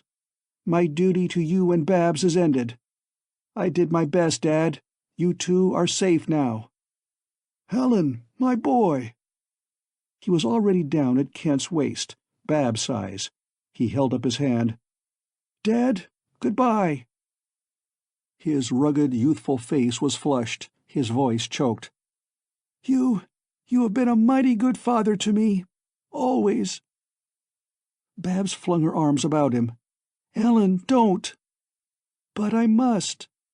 He smiled whimsically as he kissed her. "You wouldn't want to leave George, would you? Never see him again? I'm not asking you to do that, am I?" "But Ellen, you've been a great little pal, Babs. I'll never forget it." "Ellen, you talk as though you were never coming back." "Do I? But of course I'm coming back." He cast her off. "Babs, listen. Father's upset. That's natural. You tell him not to worry. I'll be careful and do what I can to save that little city. I must find Glora and—" Babs was suddenly trembling with eagerness for him. "Yes, of course you must, Alan." "Find her and bring her out here. I'll do it. Don't you worry." He was dwindling fast. Dr. Kent had collapsed to a rock, staring down with horror-stricken eyes. Alan called up to Babs. "Listen. Have George watch the chunk of gold quartz. Have it guarded and watch day and night. Handle it carefully, Babs." "Yes, yes. How long will you be gone, Alan?" "Heavens, how do I know? But I'll come back, don't you worry. Maybe in only a day or two of your time." "Right. Goodbye, Alan." "Goodbye!" His tiny voice echoed up. "Goodbye, Babs, Father." Babs could see his miniature face smiling up at her. She smiled back and waved her arm as he vanished into the pebbles at her feet. The eyes of youth. They look ahead. They see all things so easily possible. But old Dr. Kent was sobbing. It has broken Dr. Kent. A month now has passed. He seldom mentions Alan to Babs and me, but when he does, he tries to smile and say that Alan soon will return. He has been very ill this last week, though he is better now. He did not tell us that he was working to compound another supply of the drugs, but we knew it very well. And his emotion, the strain of it, made him break. He was in bed a week. We are living in New York, quite near the Museum of the American Society for Scientific Research. In a room of the biological department there, the precious fragment of golden quartz lies guarded. A microscope is over it, and there is never a moment of the day or night without an alert, keen-eyed watcher peering down. But nothing has appeared. Neither friend nor foe, nothing. I cannot say so to Babs, but often I fear that Dr. Kent will suddenly die, and the secret of his drugs die with him. I hinted once that I would make a trip into the atom if he would let me, but it excited him so greatly I had to laugh it off with the assurance that of course Alan will soon return safely to us. Dr. Kent is an old man now, unnaturally old, with, it seems, the full weight of 80 years pressing upon him. He cannot stand this emotion. I think he is despairingly summoning strength to work upon his drugs, fearful that he will not be equal to it. Yet more fearful to disclose the secret and unloose so diabolical a power. There are nights when, with Dr. Kent asleep, Babs and I slip away and go to the museum. We dismiss the guard for a time, and in that private room we sit hand in hand by the microscope to watch. The fragment of golden quartz lies on its clean white slab with a brilliant light upon it. Mysterious little golden rock. What secrets are there down beyond the vanishing point in the realm of the infinitely small? Our human longings go to Alan and to Glora. But sometimes we are swept by the greater viewpoint. Awed by the mysteries of nature, we realize how very small and unimportant we are in the vast scheme of things. We envisage the infinite reaches of astronomical space overhead, realms of largeness unfathomable, and at our feet everywhere are myriad entrances into the infinitely small. With ourselves in between, with our fatuous human consciousness that we are of some importance to it all. Truly, there are more things in heaven and earth than are dreamed of in our philosophy.